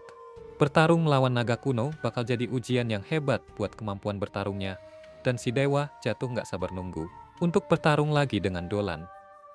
Balik lagi di desa elf, Theodora lagi dilanda badai perasaan pas Dolan datang menghampiri. Dia kasih peringatan ke pahlawan kita, kalau dia lagi nggak mood banget, dan jangan salahkan dia kalau dia bertindak gegabah kalau Dolan seenaknya aja mendekat. Dolan bilang dia cuma mau bicara sedikit, dan pas Theodora mau ngomel, dia sadar Dolan ternyata udah ada di sebelahnya. Karena benar-benar nurutin perkataan Theodora, Dolan pastiin untuk mendekatinya sepelan dan hati-hati mungkin. Sampai-sampai si tante ini nggak sadar kalau Dolan bergerak. Theodora bilang dia tuh agak aneh, dan si naga reinkarnasi ini ngaku kalau dia sering dibilang gitu. Tapi lebih penting lagi, dia tahu kalau Theodora masih kesakitan dari luka yang dikasih Rafflesia pas pertarungan. Sedikit kesal, Theodora akhirnya ngaku kalau dia sudah jalan-jalan dengan luka parah itu selama ini, seolah nggak ada apa-apa. Dolan jelasin kalau dia bakal menyembuhkannya dengan menuangkan energi ke dalam dirinya, dan bakal lebih baik kalau Theodora nggak melawan. Secara mengejutkan, ternyata itu benar-benar berhasil, dan Theodora jadi penasaran apakah Dolan itu benar manusia.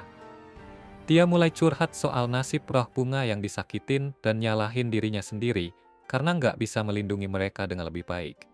Apa yang dilakukan para iblis itu nggak termaafkan, dan sebagai salah satu yang selamat, tanggung jawabnya untuk membalaskan dendam bunga-bunga itu. Dolan tanya, apakah dia bisa bantu si pencinta bunga, dan hati dingin Theodora yang dingin sedikit menghangat karena kebaikannya. Adegan berpindah ke para cewek yang sedang ngobrol sambil minum teh bunga. Lalu Dolan datang dan ikut gabung buat makan. Dolan senang dengan makanannya dan bilang kalau dia bisa makan lebih banyak lagi. Vio senang dan sedikit bercanda sama Christina, karena dia langsung ngabisin semua dengan cepat. Selina penasaran dengan rahasianya sang ksatria putih, dan tanya gimana caranya dia bisa makan banyak, tapi tetap nggak gemuk, seperti lemaknya masuk ke dadanya. Sementara itu, Vio yang badannya rata kayak tembok iri sama keduanya. Para cewek sadar kalau Dolan lagi ngeliatin mereka dan langsung negur dia. Padahal, cowok kita ini cuma lagi berusaha nikmatin makanannya. Tapi dengan santainya dia bilang ke cewek-cewek itu, kalau nggak ada dari mereka yang perlu iri. Setelah makan malam selesai, kelompok ini mutusin buat istirahat. Dan Selina nawarin buat bawain piring Dolan. Tapi pas dia melakukannya, Dolan perhatiin ada getaran di tangannya. Malam harinya, Dolan bangun dan sadar kalau si cewek ular menghilang dari tempat tidurnya. Dia nemuin Selina duduk sendirian di balkon yang menghadap Tessa. Dia bisa langsung tahu kalau Selina lebih dari sekadar gugup, jadi dia memutuskan untuk menemaninya. Dolan bilang kalau pemandangan desa elf dari sini itu benar-benar menakjubkan. Di bawah sinar bulan tengah malam, desa itu terlihat sangat megah dan bikin hati jadi tenang, seakan hati ini cuma buat melihatnya. Dolan lalu tanya apakah dia baik-baik aja. Setelah pertempuran dengan para iblis, Selina jadi bertingkah aneh, dan Dolan pengen tahu apakah dia takut. Selina jelasin kalau dia sebenarnya nggak takut sama iblis-iblis itu, tapi ceritanya agak rumit. Dia ingat saat dia udah berhasil menangkap salah satu dari mereka, tapi nggak bisa membunuh dia. Bahkan setelah semua yang iblis-iblis itu lakukan, meskipun dia tahu mereka benar-benar jahat, dia terlalu nggak berani buat benar-benar ngalahin musuh saat waktunya tiba. Dia merasa malu karena jadi Lamia yang buruk dan berharap bisa berubah. Dolan ngasih penghiburan ke Selina dengan bilang kalau dulunya dia pikir semua Lamia itu makhluk berhati dingin, sampai dia bertemu Selina. Dolan berharap Selina nggak perlu berubah, apalagi kalau dia suka banget sama versi dirinya yang baik dan lembut ini. Si naga yang jago ngomong ini udah bikin Selina malu, tapi dia berhasil bikin Selina tambah terbuai pas dia ngasih hadiah ke dia. Itu batu kecil ajaib yang berkilau di bawah sinar bulan. Selina bisa merasakan kekuatan besar dari batu itu, dan Dolan jelasin kalau itu adalah jimat spesial. Tapi, dia nggak cerita detail gimana cara dia buatnya, dan cuma bilang kalau jimat itu datang dari harapannya buat menjaga Selina tetap aman. Dia pasangkan batu itu di pergelangan Selina kayak gelang, dan bilang kalau itu bakal melindunginya di pertempuran besok. Tiba-tiba, Christina datang melemparkan selimut hangat dan bercanda ke mereka berdua, karena menikmati pemandangan ajaib ini berdua. Mereka mengajaknya bergabung, dan ketiganya jadi duduk bareng di bawah selimut, sambil ngeliat Tessa dari atas. Merasa segar dan lebih percaya diri, Selina melompat dan menyatakan kalau dia akan melakukan segala sesuatu yang dia bisa untuk melindungi para elf dan rumah mereka. Christina ikut serta, dengan bangga menyatakan kalau dia akan menghancurkan ancaman iblis apapun yang terjadi. Ketiganya bersiap tidur malam itu, tapi saat Dolan menyelimuti Selina, Chris bertanya apakah dia pernah dengar istilah superhuman. Dolan berbohong saat dia bilang belum pernah dengar. Keesokan paginya, kita lihat orang-orang dari hutan berkumpul dari berbagai penjuru, siap berangkat berperang. Cio memberikan pidato semangat, mengutuk para iblis dan membangkitkan semangat para pejuang. Dia tidak akan memaafkan, dan dia tidak akan melupakan apa yang telah dilakukan terhadap hutan mereka. Dia berseru agar saudara-saudaranya bergabung dengannya untuk membalas dendam atas rumah mereka dan menuntut keadilan terhadap bencana iblis. Saat pasukan bergerak untuk menyerang gerbang, kita melihat rencana pertempuran diatur. Gerbang itu punya 3 portal lain yang terhubung dengannya, dan jika mereka berharap bisa menutupnya semuanya. Pasukan membagi diri menjadi 3, masing-masing menyerang portal yang lebih kecil. Sementara Dolan dan timnya menyerang gerbang utama secara langsung. Dolan dan para cewek duduk di belakang kereta, sementara Cio dan Regu komandonya mengawal mereka ke medan perang. Tapi, para iblis nggak cuma nunggu-nunggu aja untuk kedatangan mereka, dan Dolan bisa merasakan mereka semakin mendekat. Tanpa sepatah kata pun, Selina melompat keluar dari belakang dan menyuruh mereka untuk terus maju. Dia bakal bantu para elf di sini dan menahan gerombolan iblis itu. Dolan dan Christina khawatir, tapi Selina yakin sama dirinya sendiri. Dia akan bertahan dan bikin teman-temannya bangga.